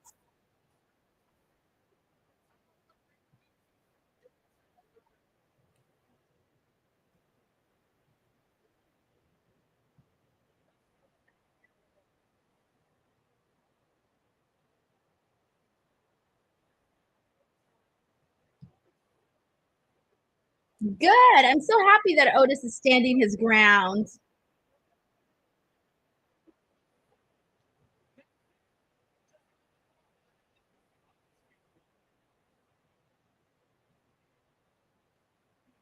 Oh, good. They're having us back. I love that.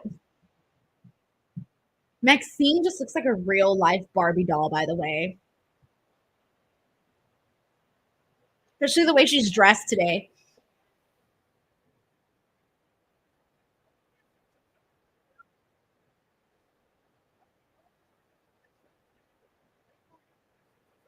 Oh, this is going to be fun, though. I'm really excited about Chad Gable being with the Creeds.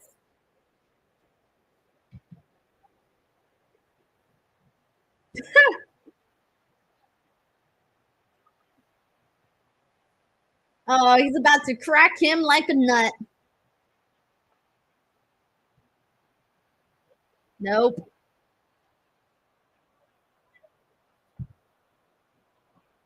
Yeah, he says Maxine wearing a hat straight out of the 90s. Yeah, for real. But it looks great, though. I love the way she styled her outfit.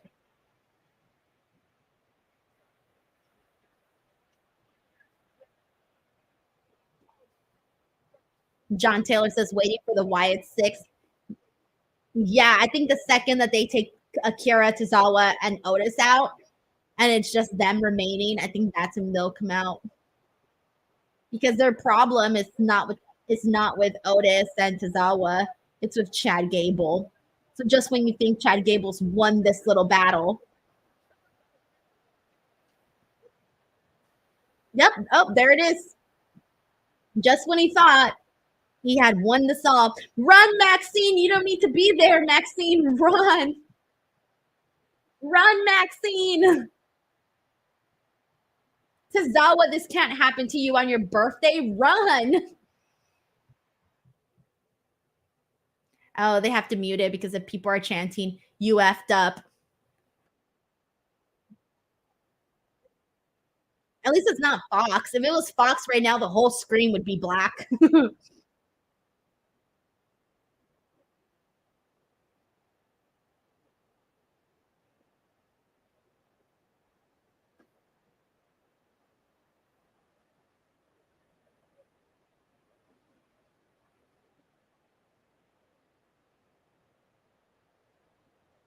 Wow, what a great reaction to Wyatt Sicks. People are excited about them, you know? The fans are excited.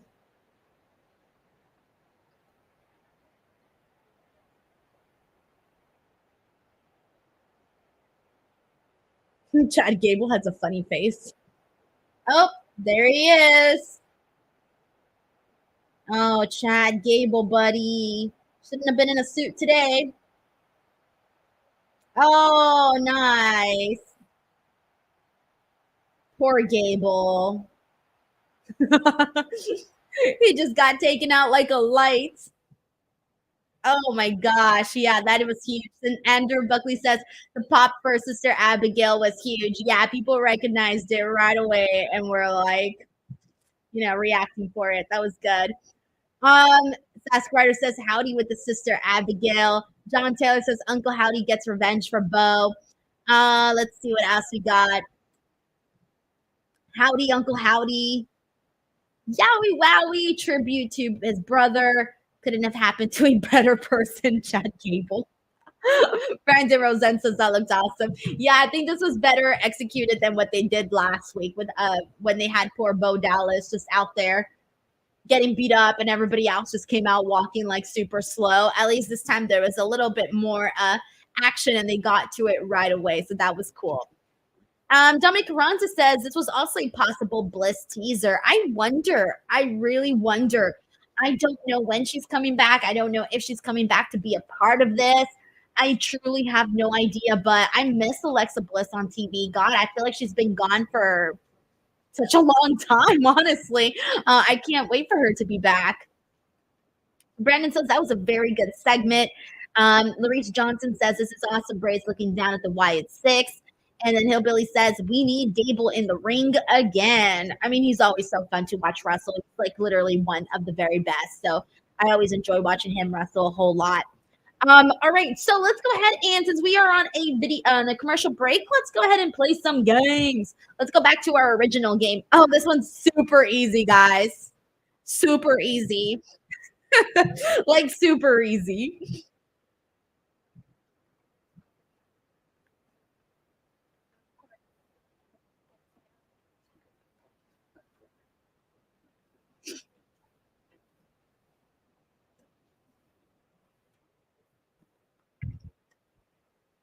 All right. Yes, everybody. The answer was Chad Gable. So perfect timing for that. Absolutely perfect timing for Chad Gable. It's too funny. I don't know, put up people's names on here. That one was very easy and good timing for that. All right. Here's the next one. Who is this?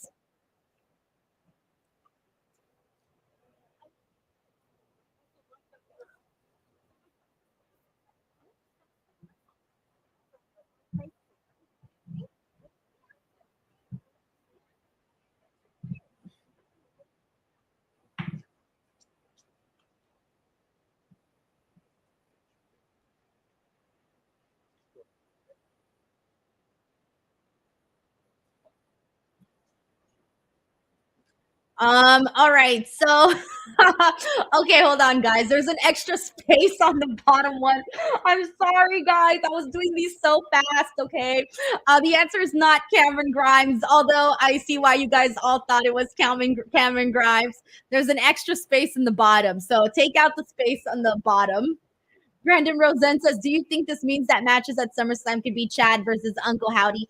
Well, Otis and Tozawa could wrestle the Creeds. I would rather them just do a 6-man and just do a 3-on-3, personally. But then at the same time, that probably wouldn't work. Actually, no, you're right. It wouldn't work. Then hold on. I was getting confused there for a second. I think it should be Chad versus Uncle Howdy now that I think about it. Brandon, I think you're onto something here. I noticed in Tozawa versus the Creeds, I can see that being on the pre-show. Thank you so much, Brandon. Sorry. I was so confused for a second. I was like, wait a minute. Hold on. Hold on. And yes, guys, sorry about that. There was the extra letter in the bottom, and it was Chelsea Green. Yes, Chelsea Green in freaking Samantha Irving's voice over here. Carlos Visas just realized that a lot of people have the CG initials. Yeah, for reals. Oh my gosh. There you go. Green, green, green. Sorry, guys. I'm telling you, I did these super fast. All right. We are back on Monday Night Raw. Monday Night Raw. Here we go. Bronson Reed is out, better. One of my faves. Last week's match with him and Sheamus could have been a lot stronger for sure, but let's see what goes down this week.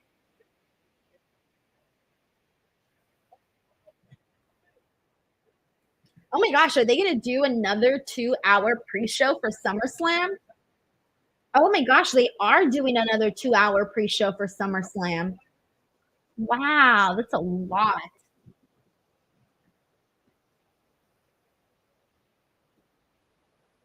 Carlos V says Jonah. But he hasn't been Jonah for a while now. Here we go, Pete Dunne. Pete Dunne always looks like he's just having a really bad day. He has, I feel like if you, under the definition of stress, you should put the picture of Pete Dunne. He just always looks like he's having it, like he's going through the worst day ever. Ender Buckley says Bronson Reed and Pete Dunne dress the same. Yeah, you're right. You're definitely right. Laura says, Denise, do you think Dexter Lumis will talk in next week? I don't know, man. We haven't seen the guy talk like ever.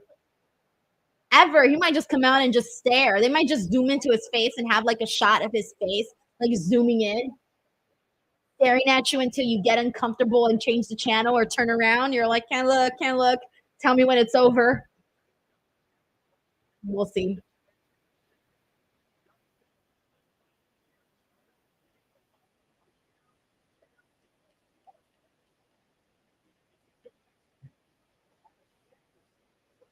Oh my gosh, I can't get over the fact that Pete Dunne and Bronson Reed are wearing practically the same exact singlet.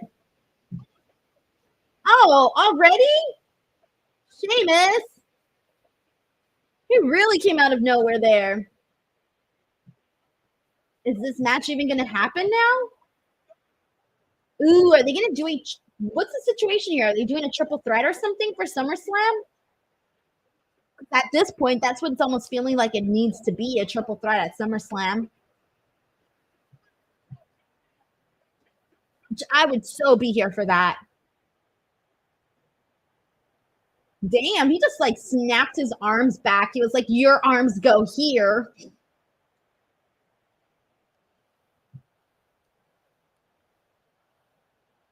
Oh, 10.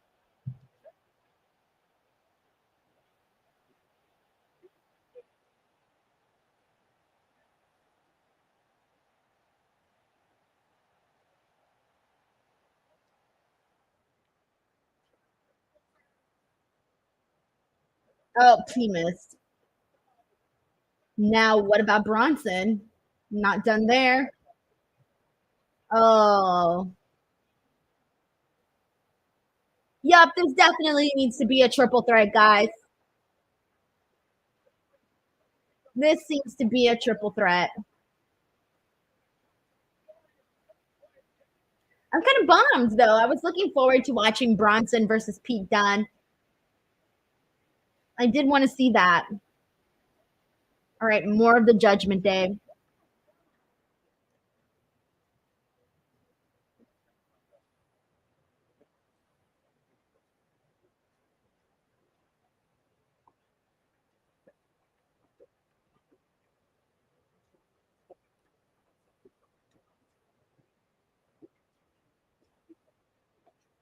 Tag team match.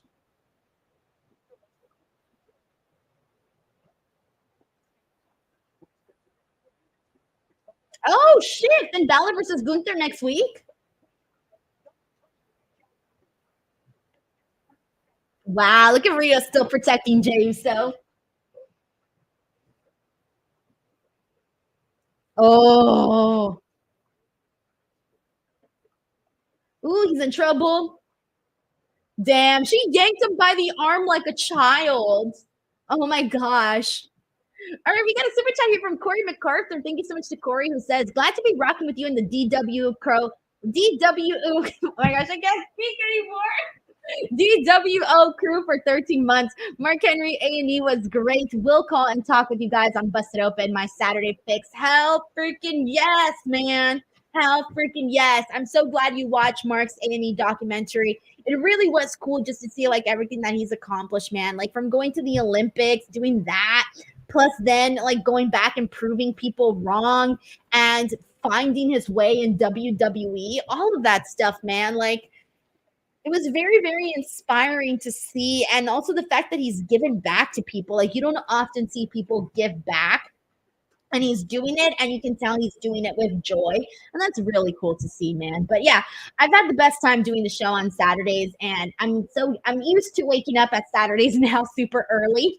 It is nice though whenever I don't have to, but that's like almost every Saturday now. So, I mean, it is every Saturday. The only times I don't wake up for Saturday's shows is if I'm not tuning in if I'm not working that day, and that's only ever so often. But yeah, Corey, no, I've been having the best time doing that show, and thank you so much for the super chat. All right, so let's freaking go. Let's continue this game, guys.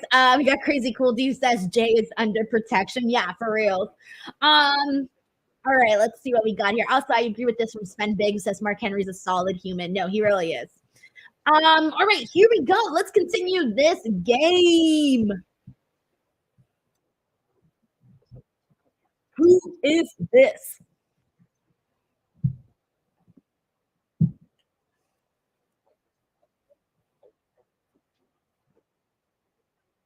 Liberty.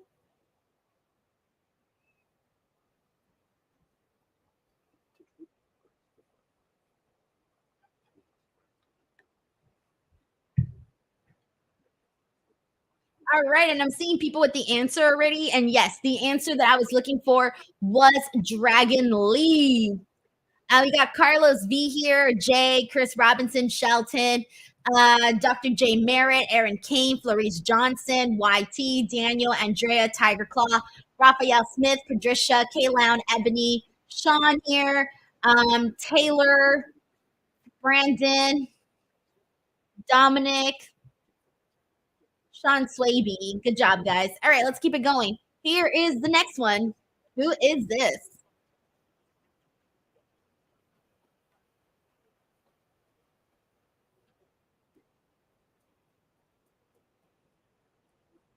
And there is an extra space on the bottom one, too. Sorry, guys. I got space crazy.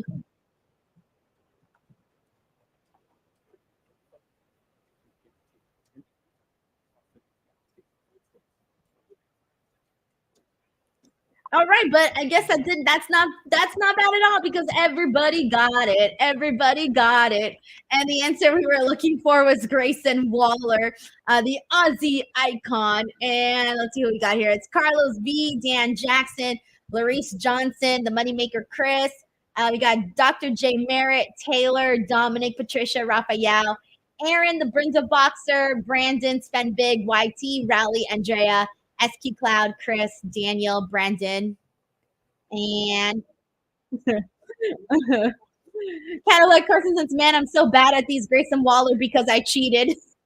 At least you're honest. You may be mad at them, but at least you're honest. Oh man. All right, we're back to Monday Night Raw, guys. I only have a few more left. How many do I have left? 1, 2, 3, 4, 5, 6. I have 6 left, and we have a whole hour left still. So, woo, I'm gonna have to save some of those. Let's see what Sheamus is saying. God, Sheamus looks huge next to Jackie.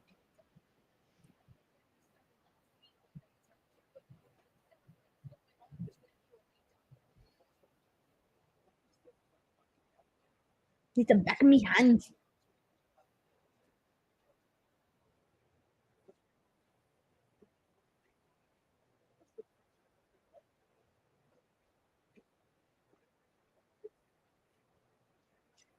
So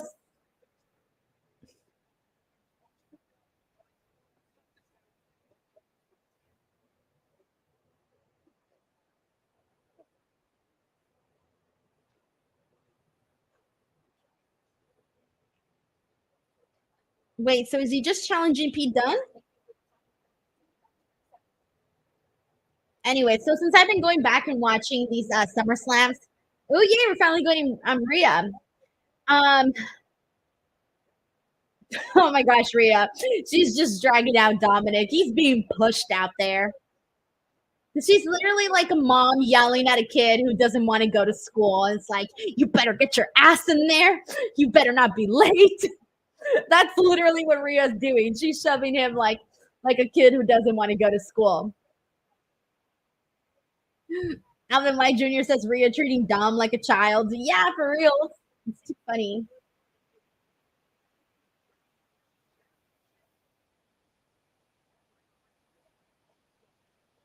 I like these graphics too because it's a bunch of poses.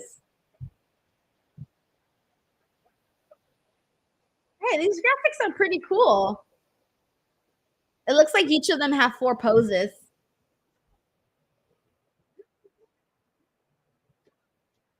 Oh, yeah, he really is Dom bait. She's putting him on a hook and throwing him in the lake. And he may have just caught a fish. And that fish is Liv Morgan.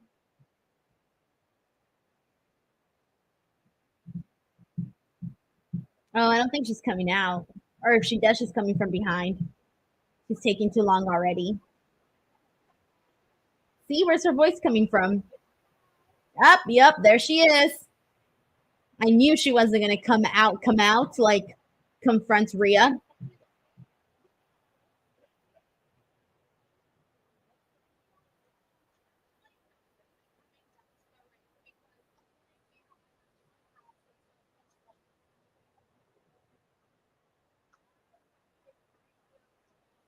I want to know what Rhea's telling Dominic.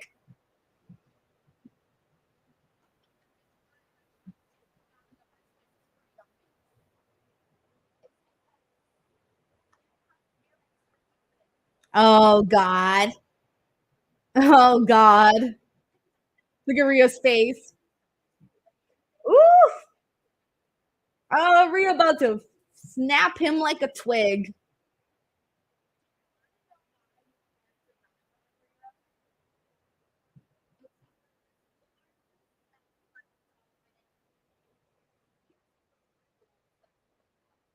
What? What's that supposed to mean?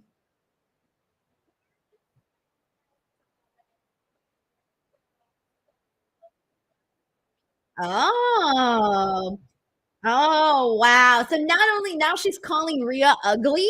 Wow. Well, that's definitely something that Rhea is not.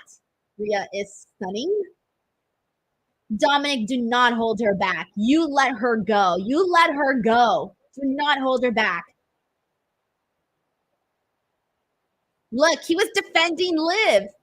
He was protecting Liv from Rhea. Rhea, you need to handle this.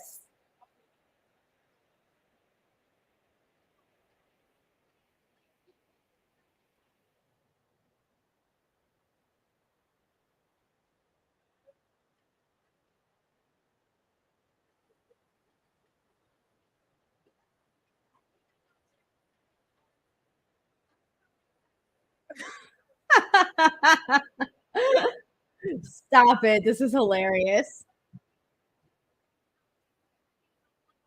Oh. Oh. Ooh. Oh, split screen. Okay.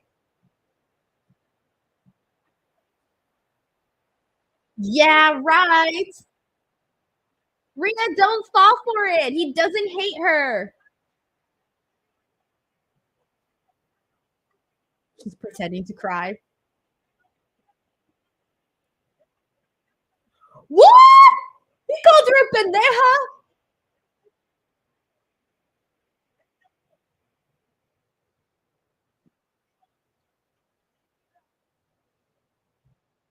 He said he hates her with all his life and that she's a pendeja, which is basically like calling her an idiot. But like it sounds uglier in Spanish, though. Trust me, it's like way uglier in Spanish. Oh, he's totally gonna screw Rhea Ripley and not in the way that you think. and the other way. No, Rhea, don't fall for it. Although he might have liked getting licked. No, Rhea. You're smarter than that. Oh, she left her black lipstick on his face. Wow. Wow, guys. Wow. Yeah, someone says he should have been a special guest referee. He should have definitely been a special guest referee in that match. Oh my gosh. Tiger Claw Gaming says its entire storyline is so dang cringe, but it's hilarious though. It is so hilarious. Oh my gosh. Carlos B says she's come a long way from her Poland storyline with Lana. Zeno Hour says it's a trap. It is 1000% a trap. Like, what is she doing? Why is she believing him? Melissa Cabello says, Dom will turn on Rhea at SummerSlam. I agree. Let's see what else we got here. Leo says this better be the remake of La Madrastra. We got Mr. Acosta who says Dom definitely turning on Rhea at SummerSlam 1000%. Taylor Cannon says, I can't wait to see Liv versus Rhea. Raphael says, I don't trust Dominic. John says, Rhea's supposed to be cool and badass, not a dumb face. Literally, that's what they're making her seem right now. Like, come on. She's so much smarter than that. If we can all see it, she should see it too. We got a super chat here from David Kaplan. Thank you so much to David, who says, hello, Denise. I was happy for Meechin getting the win the other day. I think she has been working hard lately and not being rewarded. Thoughts? Dude, I was also really happy to see her get that win over Tiffany Stratton. That was really huge for her. And it was like kind of a cool reward because of the match that she had with Jada Parker on NXT, that street fight. It got such good feedback. And I feel like since then, she's sort of been like, you know, just on a little bit of a different level. And I really do think she's underrated. And I do think that she showed that day what she can bring to the table. Like, I really do think that Meechin said, to steal Liv Morgan's theme song lyrics, watch me. I really feel like Meechin did just that. And so hopefully they continue to do more with her. I think the fact that she got this quick little victory over Tiffany Stratton, I mean, clearly was to screw Tiffany and to further the story with everything going on with Bayley and Nia Jax and all of that. But it really, really helped out Meechin there. So I was very happy for her. Thank you so much, David, for that super chat. Let's see what else we got here. What people are saying. Arnold Nicholson Jr. says, Tom doesn't want Liv. I will take her out on a date. Arnold Nicholson popping up right there. Hey, Liv, what's up? That's too funny. Oh, let's see this promo. Oh my gosh, Zelina looks so tiny next to Kathy Kelly.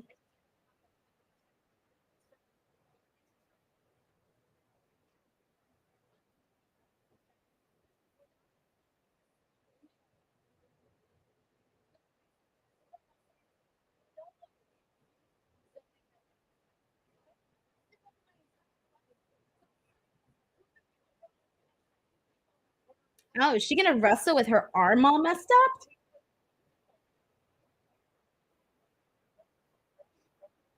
Alrighty. Melissa Cabello says Zelina needs a better storyline. I mean, she's been doing good. Like, she did really good in that little back and forth that she had with Liv Morgan. I thought she did good in the promo. She also did good in that match that they had. But then it seems like they took a step backwards when she had that match against Sonya. So let's see how this match with Zoey plays out. Benoit Richter says Rhea is too emotional to see clearly.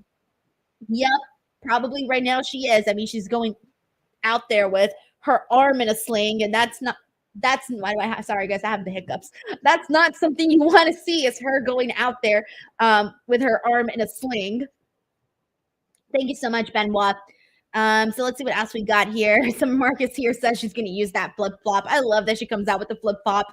And then the other day she had the Vaseline. That was very, very funny. Very, very funny. Yeah, and Beati, she's very, very tiny. Zelina, let me see what they claim her height is, because I'm taller than Zelina. Like, I tower over her. She's adorable. But let's see what they say her height is. She is 1000% not 5'1". So on here it's saying that she's 5'1", That is a lie. That is a lie. I'm going to go out and say she's like 4'10", because I know that I'm about 5'1" and a half, maybe 5'1", because I know I finally grew. I passed the 5 foot mark because I used to be at 5 feet. And so I'm pretty sure I'm 5'1". And when I stood next to Zelina, she was way smaller than I was, and no one's smaller than I am, seriously. So I was go watch that interview. It trips me out even seeing it to this day. So yeah, so she's definitely not 5'1".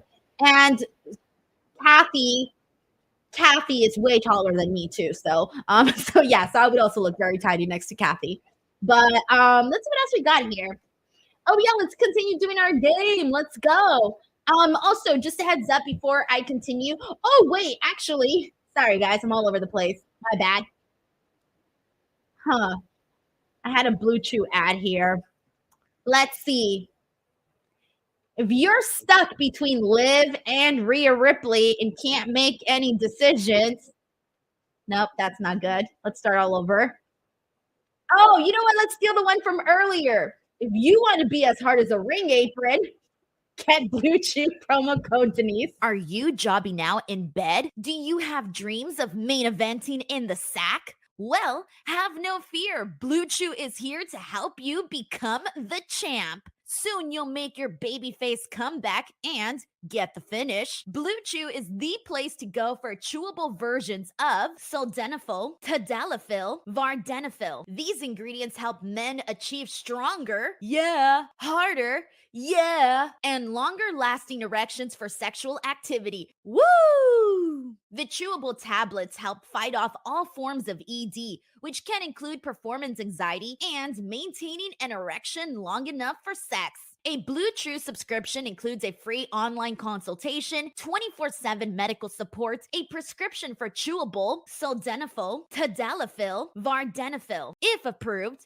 and discreet delivery straight to your door every month, all from the comfort of your own home at affordable prices. No more in-person doctor visits, no more waiting for appointments, and best of all, no more awkwardness. So, what are you waiting for? Head on over to the description box of this video and click on the link and make sure to use the promo code Denise. Hey. Alrighty, I am back here. Daniel says, Denise, you're killing me with these Blue Chew ads. I've been doing different Blue Chew ads, by the way, for all of the SummerSlam Rewind videos. So all of the SummerSlam ones have a different Blue Chew little promotion that I come up with, and I try to usually base it off of like whoever was on the card or just like any little thing. Like I've done everything. I've turned people's theme songs into Blue Chew reads. I've turned people's names, different people's slogans, maneuvers, you name it, storylines, angles. I've done all of that to come up with Blue Chew reads, and you can check those out on the SummerSlam rewinds. It's been hard. I'll be honest with you guys. Like I was like, there's some videos where I'm like, I don't know what else to do for a Blue Chew ad. So if you guys have any great ones, please tweet me. Let me know if you guys come up with any really cool Blue Chew reads that I can steal. Please do. All right. We got Steven Marchulli who says, in a perfect world, Buddy could be added to the story. Raquel could be Liv's bodyguard. I can't wait to see Raquel back, by the way. I really want to see Raquel back. I know she's going through like a lot of health stuff with her skin and whatnot in the condition that she has. And I feel for her, man. I really, really do. So I can't wait to see her back, because then that means that she's healed and, you know, able and ready to go, because that must be very frustrating for her just to kind of be sitting out because of something that is totally out of her control. But thank you so much, Steven Marchulli, for that super chat. Mr. Acosta says they just played a Blood and Guts commercial here on USA in New York City. Did they really? I wasn't paying attention to the commercials, so even if they did, I would have not seen it. Dominic Ronza says, I just rewound my TV for a sec. I saw a smirk when Liv was crying. Oh, I'll look at that later when I'm editing my clips for Instagram. I do post my little reaction, my best of reactions on Instagram and Facebook. For those of you who are interested in that stuff, it's up there. Cadillac Carson says Michael Cole singing HBK theme is cringe. Oh, Michael Cole saying Oh my gosh, what was he saying last week that I could not stop laughing? Was it the yeet? No. Oh my gosh. Michael Cole was chanting something last week and he makes like a really funny, it's like a yodel. What was he yodeling? Was it the yeet? Oh my gosh, someone's going to remember this. I don't remember. Oh my gosh. Luis Arturo says the first Blue Chew ad of the month. Actually, this one was the fourth one. This one was the fourth of the Blue Chews this month. Oh my gosh, I don't remember. Someone says it was a yeet. Was it the yeet? It was his yeet. His yeet is so weird. Yeah, it was his yeet. It was awful. I hope he does it again. His awful yeet is now like my favorite thing ever because I'm like, who in their right mind says yeet that way? Like, how do you even get there? How do you even say it that way? Chris Robin says yeet foam hands. Oh my gosh. So it was his yeet, guys. Keep an eye out for when he does it. It's hilarious. Mike Damon says, watching Raw and Fubu, your Blue Chew reads are hysterical. Thank you so much, Mike. Thank you. And I didn't even know you could watch Raw on Fubu. Fubo? Fubo. Fubu. Fubu, Fubo. I'm not too sure. Fubo. It's Fubo. Fubo, Tubi, Hulu, Yahoo. All right, I'm done. Let's watch Zoey Stark and Zelina Vega.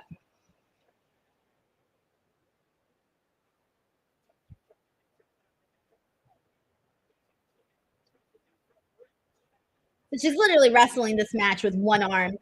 Zelina needs to finish her off quick because that's going to make Zelina look bad. Zoey. Zoey needs to finish her off quick because if not, that's going to make Zoey look silly if she can't beat a one-armed woman. It's not going to make Zelina look bad because she's already looking good by just going out there and fighting with one arm. But Zoey's got to take her out quick. Like, Zoey, what are you doing? You need to finish this off quick. She has one arm, Zoey. Sven Big says, I like when you say Tubi. Tubi. Apparently, Tubi is more popular than babies. Have you guys seen those commercials? My favorite commercials right now are still the progressive commercials, the one where you're not supposed to turn into your, ouch, that was good. That was good. That was a good spot. We're going to commercial break. I can feel it. It's coming. Yep, there it is. Commercial break. Oh yeah, so my favorite commercials are the progressive commercials where you're not supposed to turn in like your parents or you're turning into your parents. And then there's like the one where the guy is at some restaurant and he sees LL Cool J and he's like embarrassing himself and asking him for a selfie. I like that one. I also liked, I don't know if it's progressive. I forgot which company it was. It might be the one with Flo. Whatever, the one with Flo. I like the one where the guy goes up to pick up the girl to go to prom and the dad's like looking up at the stairwell and everyone thinks, or the guy thinks that the girl is going to come down the stairwell and instead he's just admiring his staircase. Those are my favorite commercials. They're very funny. Yeah, progressive. Chris Robbins says, finish her off quick. So many dirty jokes in my head right now. Hey, man, write them down, send them to me. I'll get them into my Blue Chew ads, guys. You know, that's what I should do. I should do a new Blue Chew ad with all lines from people sending them into me. Like sending them to me. That would be really fun, actually. D-Trade Riot Maker says no quick finishes with Blue Chew. Daniel says, I hate the Flow ones, but I like the ones about not being the parents. Yeah, those are really funny. You know which one kind of gets on my nerves? The Warren Chi one. The Warren Chi commercial. That one kind of gets on my nerves a little bit. Lazara Sweet says, just caught up. Skipping commercials is the best. Welcome back. I'm still alive. I'm glad you were able to do what you needed to do. And yeah, skipping commercials. I've noticed that if I start Raw an hour and 20 minutes late, I can catch up and watch live like by like 7:30, 7:40. I'm pretty much live. And Dynamite, I think the latest I can do is like 20, 30 minutes. 30 minutes is pushing it, but if I show up 20 minutes late and fast forward the commercials, I'm all caught up. Same thing with NXT. NXT, I've done like 30 minutes and I've been able to catch up. So, yeah, it's sometimes a little bit easier and you get through shows like really fast when you don't have to watch live and you're just, skipping commercials and whatnot. Alrighty, thank you so much to Lazarus. Sweet. And in the meantime, Dominic says Jamie is more annoying than Flo in those commercials. Is Jamie the guy? Who's Jamie? Jamie's not the old man, is it? The one that don't turn into your parents? Because he's funny. I like him. And I like Flo too. I've always liked Flo. Like she's never annoyed me. But I could see how some people would be annoyed by Flo, but I've always liked Flo. I've always wondered that too, like what it would be like to become a spokesperson, especially a spokesperson where, for example, let's say Denise Salcedo, I'm promoting Blue Chew, but as Denise Salcedo. But imagine if they gave me like a gimmick and I was like Zoey, Wisconsin, I don't know, and I had some gimmick and I became famous as Zoey, Wisconsin. I can't imagine my entire life being famous for like a spokesperson commercial, especially if it's like super quirky, like Flo from Progressive. Like I'm pretty sure she's freaking loaded, right? But I would just hate to be that person all the time. Like that just sounds really, really annoying. And everybody knowing you for that, I would hate it. I would hate it. I mean, it's cool if you're like just who you are, right? Like Denise Salcedo. Okay, cool, great. But if I was like having to be a gimmick, that would just be terrible. It'd be very, very terrible. Piety says you would hate it until you saw the paychecks. I know, right? Imagine Zoey, Wisconsin out here with a big ass house and a big ass mansion, jet. You know what? Hey, I'm gonna start pitching myself to be a spokesperson, a gimmicky sports person. Up north says Jamie is the redhead guy. Oh, I don't even know who he is. No idea who he is. Base Martian says, imagine being known as a Hawk Tua girl. I know, poor thing. Well, poor thing, just because that's kind of embarrassing to be known as. But and also, didn't she lose her job too? That sucks. But I mean, she didn't do nothing wrong. She was just having fun and being silly. Like, she didn't do anything bad. She was just being funny. Crazy Cool D says Zoe's still fighting. One-armed woman. I know. Brenda Botzer says Jamie is the geek from the Progressive commercials. Oh, okay. I haven't noticed him that much. I honestly have not noticed him. I'm going to Google him really quickly. I feel like I got to see his face again. Jamie Progressive. Oh, yeah, this guy. Oh, yeah, I've seen him. I recognize the confetti. This guy. Yeah, I don't really care for him either. And I think he's just kind of forgettable. The only one I remember is the old man and Flo. Those are the only ones I remember.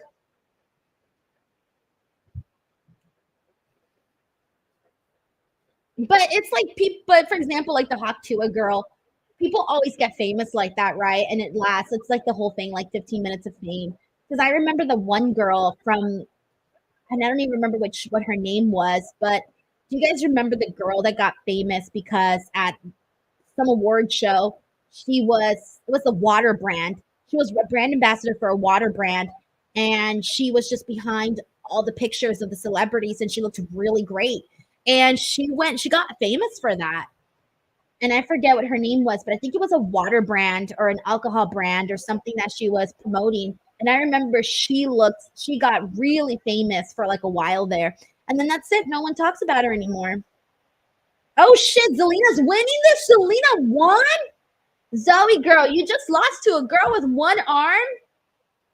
Girl, we're gonna have to talk, Zoey. We're gonna have to have a little chat, Zoey.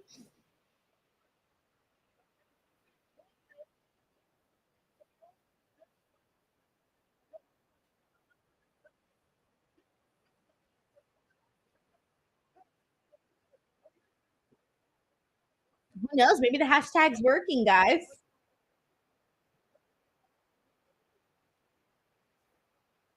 I mean, okay, so it looks like they're sort of like 50-50 booking this whole feud that they're doing.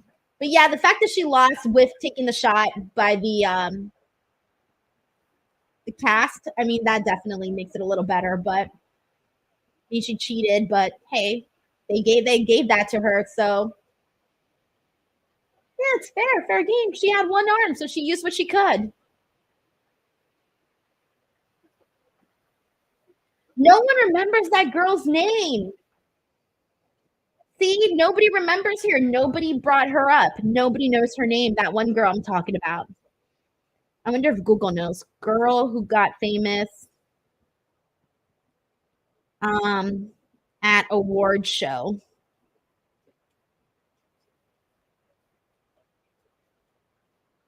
Mm, no, what is her name?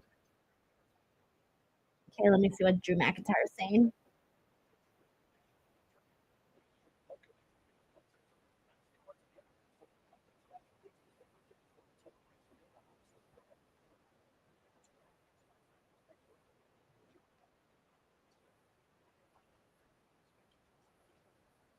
I found her, guys. It's the Fiji Water Girl. There it is, guys. Fiji Water Girl. This is the girl, Fiji Water Girl. You guys remember when she went viral? She went viral because she was appearing behind all the celebrities with her Fiji water. And she was viral for like a long time. And now no one remembers her, you know? But yeah, I remember she went viral because she was gorgeous and she was behind all the celebrities sort of stealing like the attention and whatnot. So I wonder how many people remember her. Um, Arnold doesn't. Maurice does remember. Lake Blue says not at all. Chris Robinson says no. Oh man. Well, anyways, there you go. I remembered. I remembered. But hey, it happens, like people get famous for like the most random things, and then that's like literally it.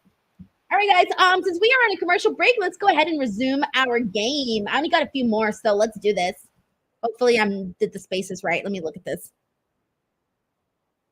Yes, that is the right number of spaces.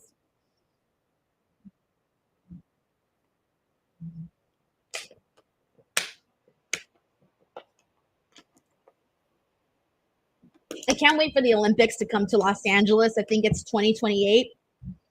Very excited for that. The answer is not Jeff Jarrett. It is not Jason Jordan, and it is not Jimmy Jacobs. Good luck, guys. I think this one's going to be a little harder for you guys. Good. Like, good.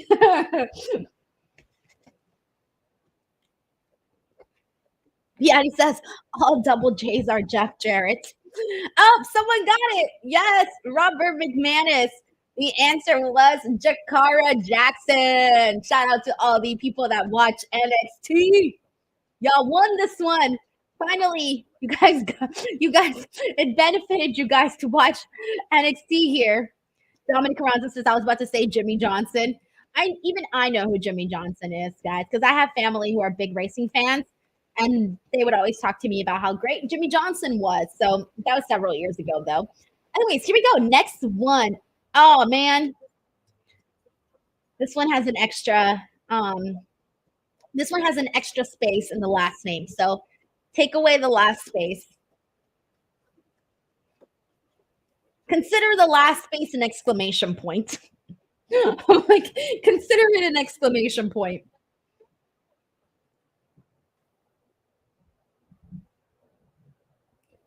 Alrighty, and yes, the answer that we were looking for is Joe Gacy. Joe Gacy. That is the answer. Joe Gacy. Good job. Good job. Good job to everybody who got it.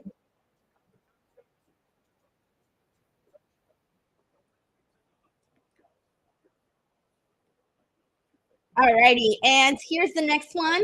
And I hope I got enough spaces. Enjoy. Yes, there is exactly enough spaces here.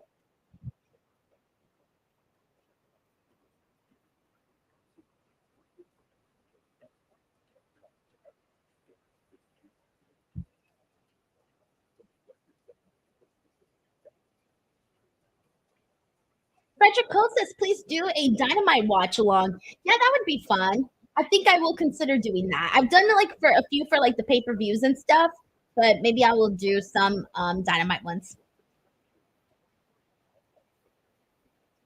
All right, and a bunch of people have the answer already. The answer that I was looking for was Carl Anderson. Carl Anderson. Good job, guys. Carl Anderson. Chris Walter was like Chris Alexander. What? No, Carl Anderson. Carl Anderson. Here we go.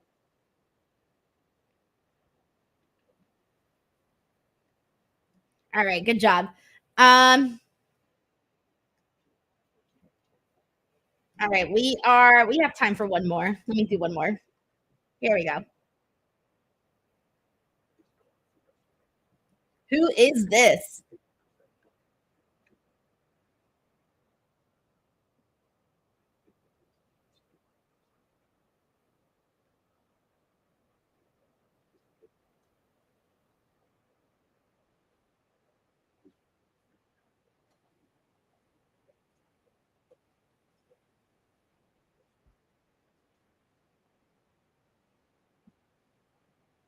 Alrighty, and I'm seeing people with the answer already. The answer is Kit Wilson.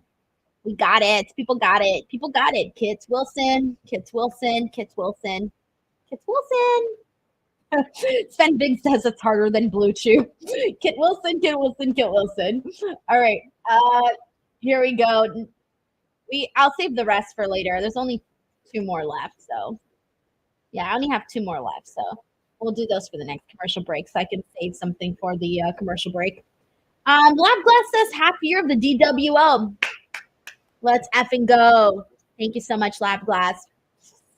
Part of the D-Dub. All right, we're still getting the WrestleMania 40 little commercial. Nick Blues is like Kip Sabian.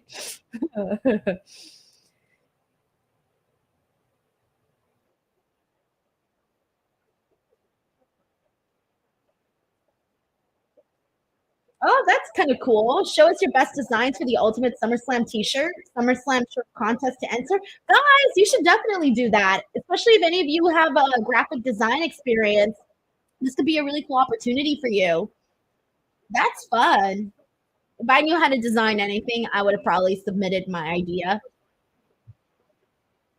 But I don't have any ideas, and I can't design anything, so there goes my chance. Oh, check it out, guys. The women's tag team champions.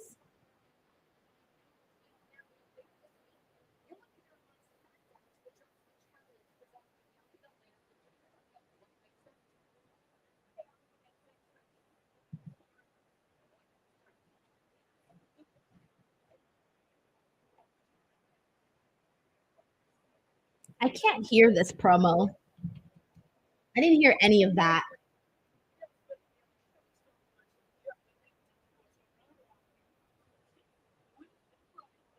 Oh, they are so going to drop the titles to them.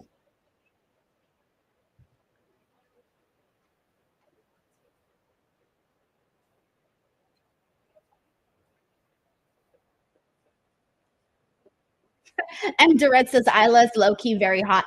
I've interviewed her multiple times. I can guarantee she's very gorgeous.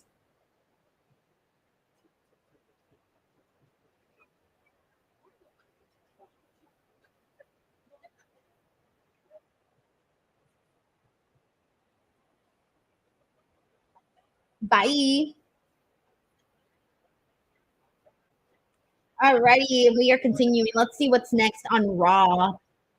Also, I know I didn't hear what Alba Fire guy said. I don't know what she said. I didn't hear any of that. It sounded like whispering. So I was just like, what did she say? I didn't hear that part.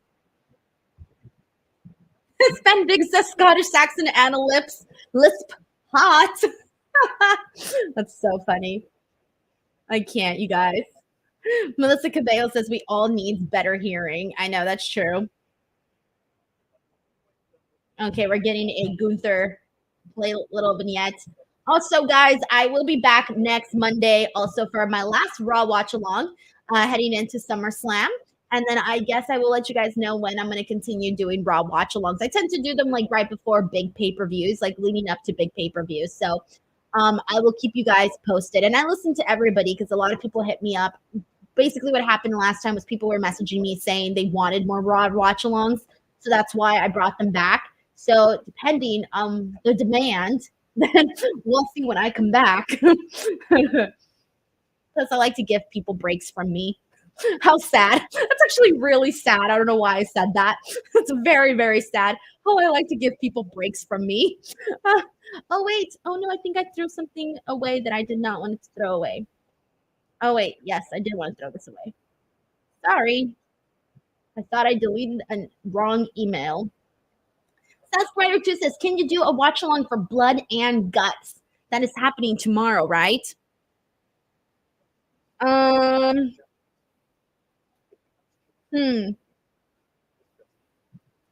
think about it. If I do, I will let you know tomorrow. Sorry, guys. There's a lot of logistical things that I have to plan. And also my fear is that if I do a watch along right before the post show, that people won't tune into the post show. It's like this really weird fear. So yeah, let me think about it. I'll message Reg and see what he thinks too. I'll get his thoughts on that. We'll see what happens. And Sven Big says Reg's forehead might get in the way. Stop it. That's hilarious. I know we're planning on doing a watch along for All In. So I know for sure we're doing one for that. I still have to check the times because I don't even know what time that starts. And I really hope that doesn't conflict with Busted Open because I'm live Busted Open. I'm Busted Open that day. So hopefully it doesn't conflict with the times there. I don't know what time All In starts. So I got to check. Willie Teague says, love your interview with wrestlers. You're great. Thank you so much, Willie. I appreciate you sending the super chat. I'm glad that you've checked out the interviews. I'm hoping to have some more coming this week. I will be at Comic-Con. So I'm hoping to get some then. And then I'll be doing a bunch of traveling in August. So I should be getting a lot of content in August. So it's just a matter of chasing these interviews, hoping that I land them. And, that's really what's all about, trying to get these interviews and making sure that they can happen. So thank you so much for watching them because obviously the more people watch them, the more of a better opportunity I have at more interviews and bigger interviews too, obviously. You know how it is, guys. The more views you get, the more interest there is for them to give you bigger interviews. So thank you so much to Willie for sending in the super chat and supporting those videos as well. Melissa Cabello says, be nice to Reg. Oh, man, it's too funny. This is cool. I like how they're doing this whole entrance. Look at the little kid. The little kid's like, oh, this is cute. This is very cute. Yo, Jay almost went into the bathroom. I was like, Jay, go a little bit more over there. The entrance is over there. I thought for a second he was going to walk into the bathroom. All right, if anybody else noticed that, please let me know. Because it was like Sammy was walking one direction and Jay turned around and he almost got caught up and started walking into the bathroom. That was funny. The yeet thing is literally a workout. Oh, let's hear Michael Cole's yeet. Did I miss it?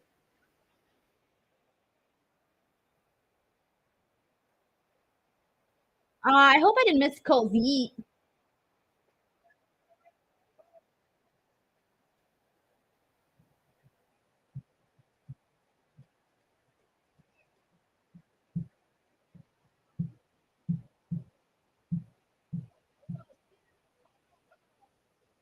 I'm literally just sitting here waiting for Michael Cole to yeet. And he's failing me right now. He's failing me right now. Where is it?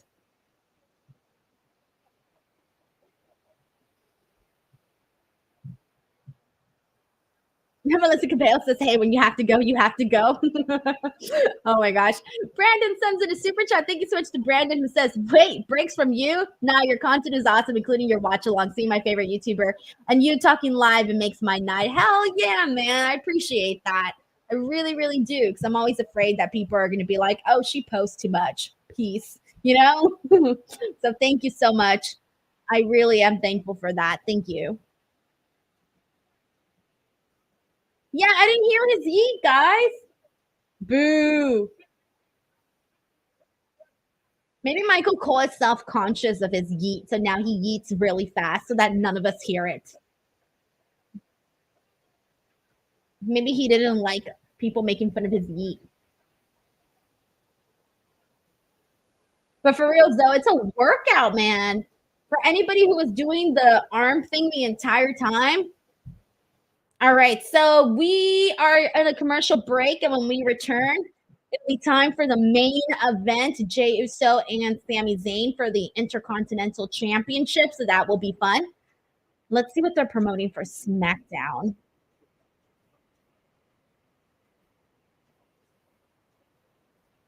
Oh yeah, the number one tag team contenders gauntlet match that they're doing. All right, seems like a pretty okay SmackDown. All right, Up North says eats too fast. Oh my gosh. The Brendo Boxer says when you have a below average yeet, it can make you self-conscious. Self-conscious. I don't even think that's a below level yeet. That's a terrible yeet. Oh man. Let's see what else we got. M. Durant says Michael Cole strikes me like a fast yeeter.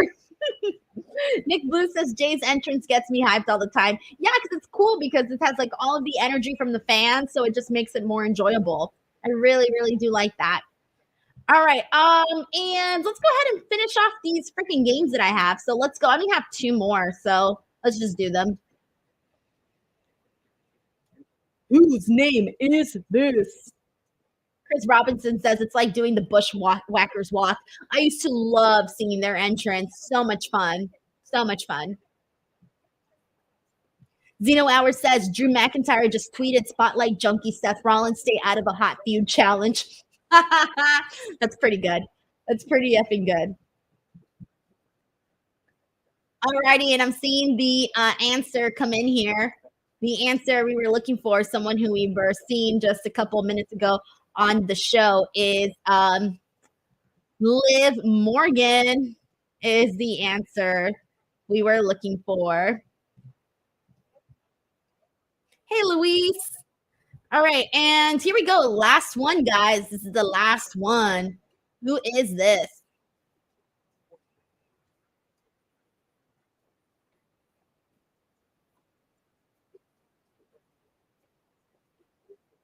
Dominic Carranza says Cole's yeet was as big as Reg's forehead. I can't. Y'all are too much.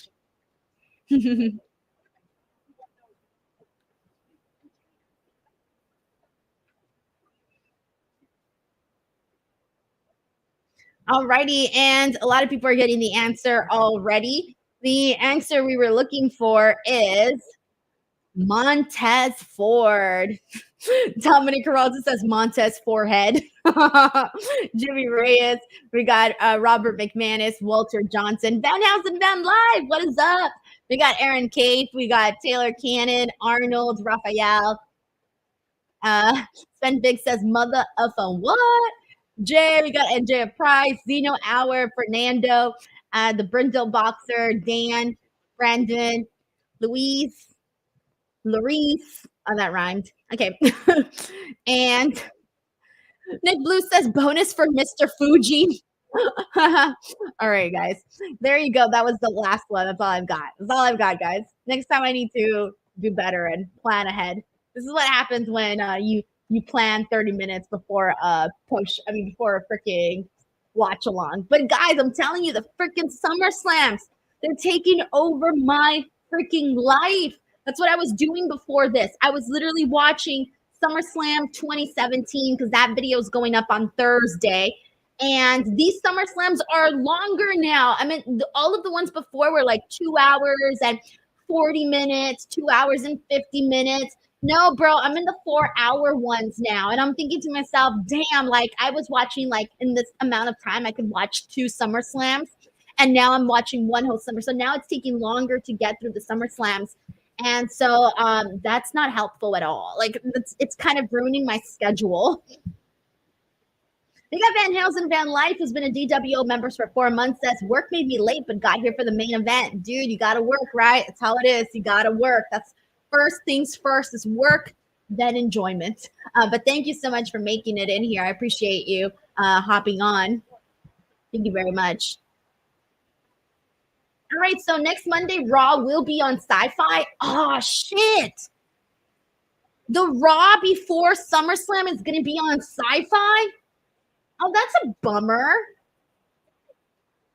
It's kind of a bummer. Oh, but that's not a bummer. Finn Balor versus Gunther, that's going to be really good.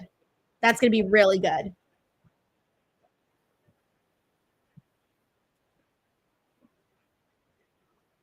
Wow. I got to tell you guys, I kind of feel like a little bummed that the Raw before SummerSlam is going to be at freaking on Sci-Fi. So we'll see how that works out. But yeah, I know it's because of the Olympics. The Olympics still sucks though.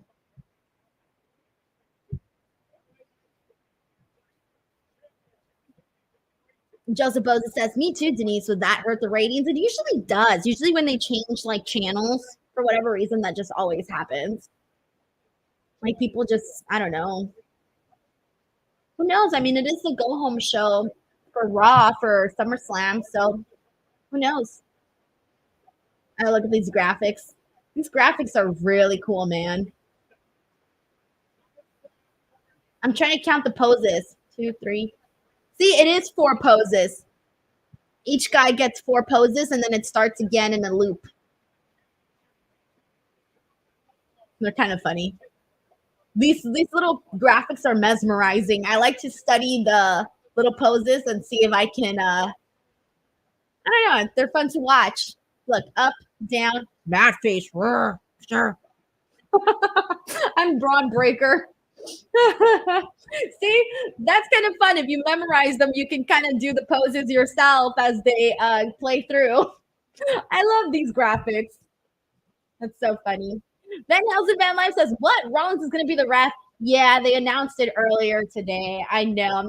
I'm not too in love with the idea, but I think we all kind of saw it coming. Luis says he has YouTube TV too. Nice. I don't have YouTube TV. Because I have DirecTV.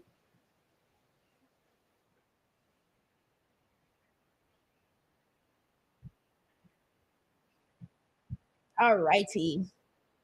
Chris Robbins says he doesn't like the graphic. Why? Is it because of all of them moving? I like it. Melissa Cabello says, where is SummerSlam? Cleveland, Ohio. I've only been to Cleveland, Ohio one time. I was there for Jeremy Lambert's wedding. It was a very simple town. So I'm not too stressed about going there because it felt really simple. God, these mosquito bites, guys, are killing me. I'm just scratching my mosquito bites now. It's terrible. Don't go outside, anybody. Please do not go outside. Don't go out and enjoy the nice sunny weather. Don't go out and have a pool party. Don't go out and have fun because you're going to come back with mosquito bites. And screw summer fun. All right. If you're at home, you have nice, non-itchy skin. If you go out, you will get mosquito bites. Anyways, but yeah, Brenda Boxer says, stay in your mom's basement. That's too funny. It's too funny. Zedman says, take Benadryl. Oh, I didn't know that I could do that for mosquito bites. I've just been putting like this cream. I don't even know what the cream is, but I've been putting it. I hope it's not even expired. I think it might even be expired, but I'm still putting it on because it did help though. It surely helped yesterday. Deadman RWT Pomerol says Latino remedies. Yeah, this cream I'm using, my grandparents gave it to me, and I have no idea what it is because it's all in Spanish. Literally, it's all in Spanish, and it's long Spanish words. I'm like, I have no idea what that even says. And I can read Spanish pretty well, but these are like medical words in Spanish. I can't read medical words in Spanish. But anyways, I have been using those creams, but it doesn't have the expiration date on it. So I'm like, I'm just going to use it and hope for the best.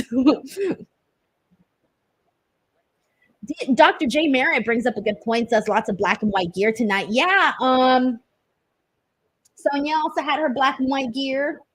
Was it Sonya? Yeah, it was Sonya. Yeah, she had the nice, cool black and white gear. I noticed that when I was talking about Lyra's gold gear. Sven Big says rub Blue Chew on it.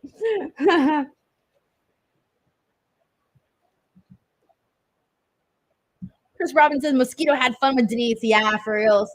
That Mosquito violated me, bro. Went to town. All right, we're starting this main event match. Why did I think the main event was Finn Balor versus Sami Zayn? It's the tag team match. Wow. I so got excited for the wrong main event. I don't know what I was thinking. We're getting a tag team match. Why was I thinking we were seeing Sami versus Finn? Oh my God. That's too funny.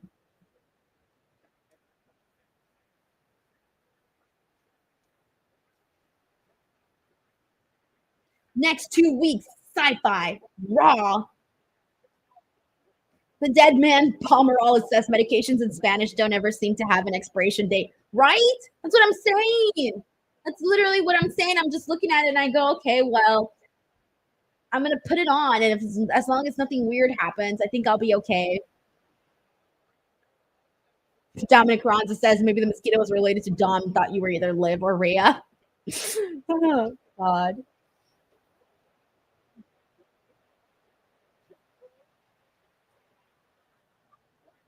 Man, they're really making Jelly Roll into a thing, huh? How many Spotify monthly listeners does Jelly Roll have? And way I can put into perspective if he's big or not. 19.9 monthly million listeners. Not terrible. Not terrible. His most famous song is Wild Ones, Somebody Save Me, I'm Not Okay, Need a Favor, All My Life. No idea. No idea.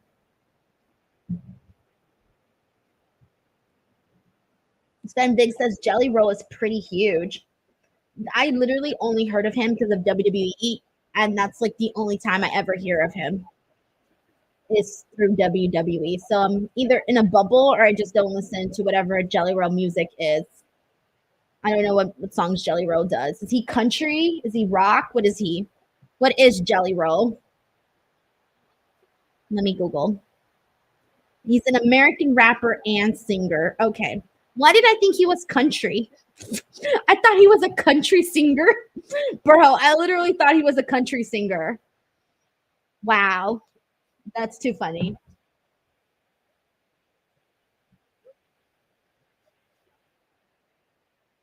Oh, we got Chris Holsinger here. He says, I'm new to your channel and a big time wrestling fan. Can't wait for SummerSlam. Dude, welcome to the channel. Thank you so much for hopping in. Lots of content. I will be at SummerSlam, so I'll be trying to get some content there. And it'll go up literally as soon as I get it. It'll be up there. And if you want to check out some of the past SummerSlam videos, I will use this opportunity actually to promote my SummerSlam Rewind series. This entire month, I've been going back and rewatching every single living, breathing SummerSlam on planet Earth, and I'm posting a video every day. So I have posted 22 videos so far, everybody. 22 videos. And that, let me see, I still need to do the rest for this month here. And I'm trying to think. So technically I have 7 videos to go because I got a head start and my videos are done until Wednesday. But I need to work on Thursday's video, which is what I'm working on right now. That's what I was doing before I came on to do the Raw Watch Along. I was watching SummerSlam 2017. And like I was mentioning earlier, they're getting longer now. So they're taking up a little bit more time. And I'm trying to get all these videos done before Comic-Con. So before I leave to Comic-Con, I want to have Thursdays, Fridays, Saturdays, and Sundays videos done, which I don't know if I'm going to be able to do that, but I'm going to freaking try because I can't work on these videos while I'm at Comic-Con because basically my Comic-Con schedule it's kind of busy actually. Thursday, I'm going to be at like 4 panels. Fridays, I have interviews. And Fridays is a little bit more of an easy day, but then I have to drive back. And Friday is the day that I'm also planning on actually exploring Comic-Con because Thursday is kind of like the work day. Friday is like work / I do have some time to explore. So that's basically what I'm trying to do because I do want to walk like the convention floor because I've never been to Comic Con, so I have no idea what it's gonna be like. I mean, I've been to expos and conventions and things like Anime Expo. I've been to that. I've been to WonderCon. I've been to that. But I just know that San Diego Comic Con is just a lot grander, and so I want to go and really enjoy it and see what there is and maybe get some cool footage. I'm definitely going to vlog, so I'm going to vlog my San Diego Comic Con experience. I'm not going to get dressed up because I don't really know what to dress up as. Plus, I'm going to be doing interviews, so I don't want to show up in like an outfit because then I'm going to look silly doing interviews in an outfit. So I'm just going to go dressed normally.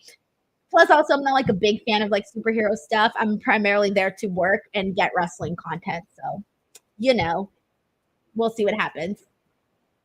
Sheldon Jackson says, question for the chat. Who's funnier with Judgment Day, R-Truth or Carlito? Ooh, that's a good question. I feel like R-Truth was really funny, but I think Carlito also had some really funny stuff with the that's not cool or that's cool. But I think that R-Truth had a little bit more funnier scenes with them. So I'm going to say R-Truth. Let's see what people's answers are to this question. Brenda Boxer says truth. Base Martian, truth. M. Durrett says R-Truth. Vanhausen Van Life, truth. Dominic Carranzo, truth. Larice Johnson, Carlito. Melissa Cabello, R-Truth. Chris also chooses R-Truth. Jade, R-Truth. Chris, R-Truth. Leo, R-Truth. Lewis says both. 554K says R-Truth, but both are funny. Yeah, so it's looking like R-Truth definitely won this question here. It took me a second to think, but yeah, it is R-Truth. You just had more, there was just more of it. Where Carlito, it's been just a little bit like here and there. We get the that's not cool, that's cool. It's just gotten over so well because it was like at the perfect moments, especially the stuff between Liv Morgan and Dominic. That was usually when it was happening. Anyways, we're back on this main event here. Tag team match. Sammy and Jay versus JD McDonough and Finn Balor.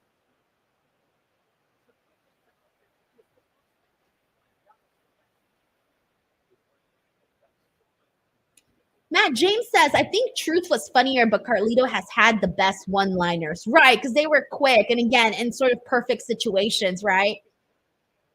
I think that's what happened there. Shout out to Tyler, who is tuning in from Facebook. Shout out to the Facebook peeps.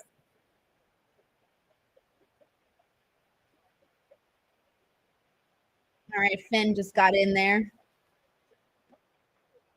God, I wonder how many tag team matches Finn Balor has been in like just the last year alone. I feel like I have seen Finn Balor in 1 zillion tag team matches. 1 zillion, that's the number.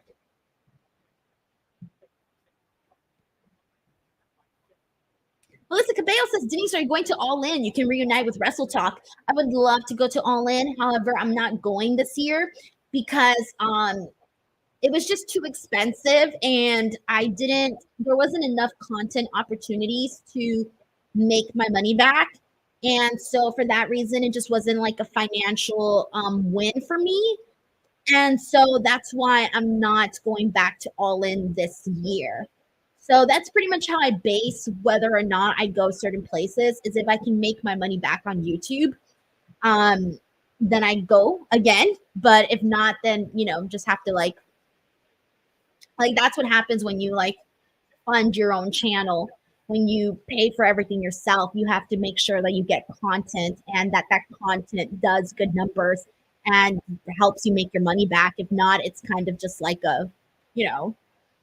it's almost like you're running on a negative balance. And so that's kind of what happened at All In last year for me. So it just wasn't financially, it just wasn't a financial win for me. And so that's why I'm not going back to All In this year.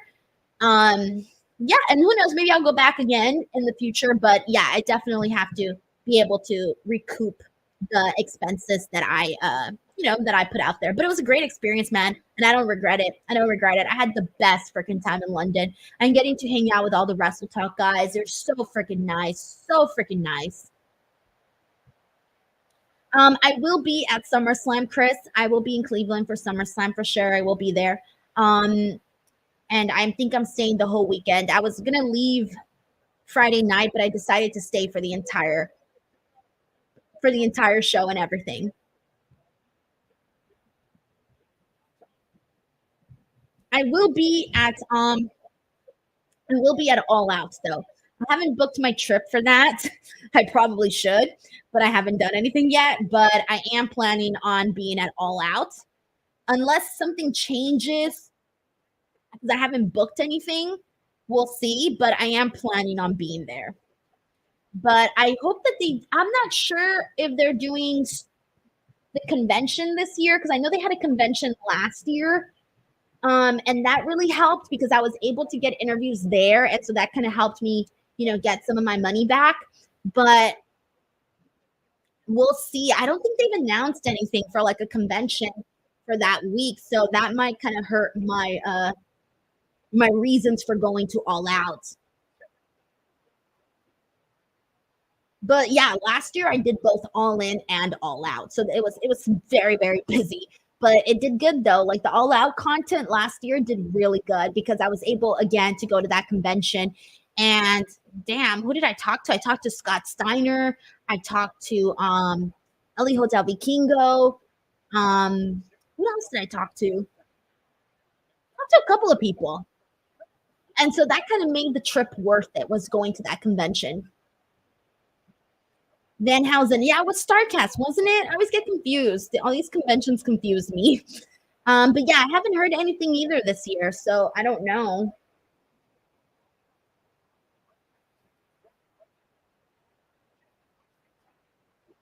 Brenlin Hawkins says All In starts at 17 UK time, which is 9 a.m. LA time. So right when I'm done with freaking Busted Open, because that's when I'm done with Busted Open. I'm live for the Busted Open from 6 a.m. to 9 a.m. So the second I'm done from that, I will hop in and do the live watch along for All In here on the channel. So I'll probably have Reg get the stream started for me. That way, then I can hop on and then go from there because I will probably miss the first few minutes because I have to do like other stuff right after the show ends. Like usually I have to like record things and stuff like that, like little intros and outros.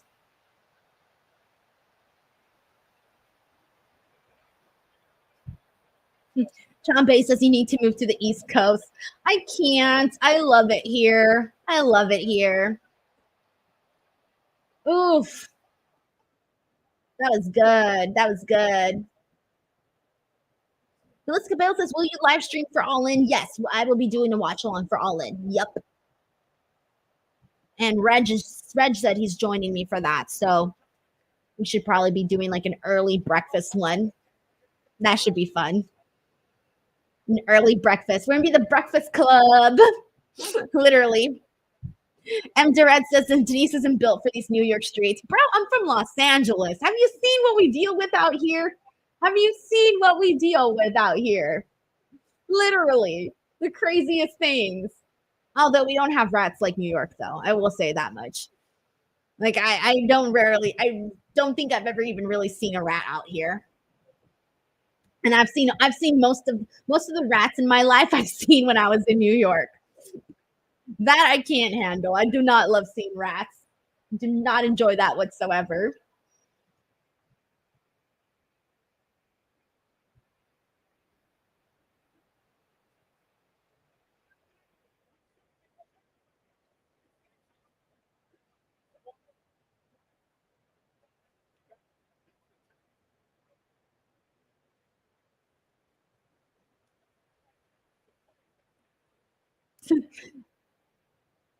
And Derek says rats own property here and rent to the homeless. Oh man. Yeah, there's a lot of rats in New York. They're very scary. Don't want to forget my rat experience in Scotland. Traumatized for life. Oof. What the hell? Oh, that was his apple. I was like, what the hell just came out of his mouth? It was his apple. Disgusting.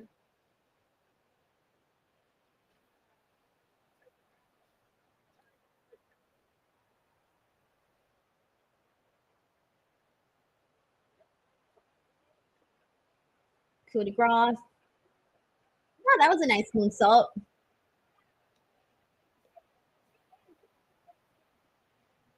Good job, Sammy.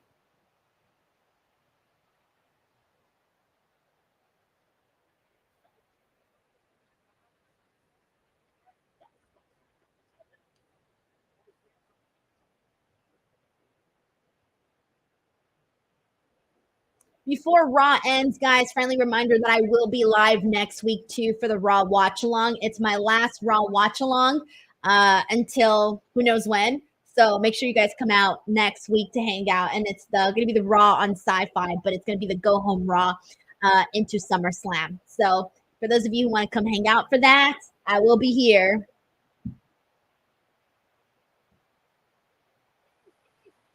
I think this is it, guys. Oh, no, there's Dominic. Oh, Dominic barely tried to make it, guys.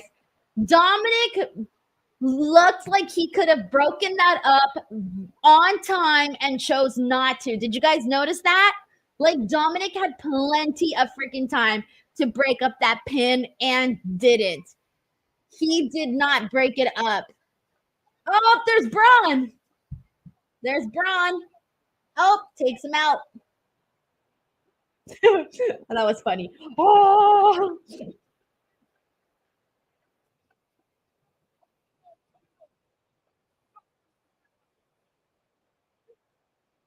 Bron looks so happy. He's like so proud of what he did.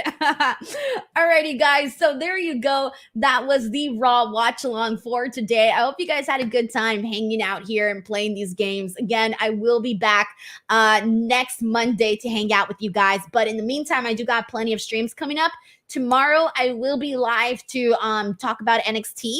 Wednesday, Blood and Guts. And then Friday, I don't know if I'm going to be here Friday. I don't think so because I am going to be at Comic-Con, but keep an eye out for Comic-Con content. And then on top of that, the SummerSlam series is still going on. It finishes July 31st. So I'm down to the last couple of videos, but you guys can check out some of the other videos that I've already posted up. My favorites so far have been 2000, 2002, 2005. Those are my top 3 favorite videos that I've done.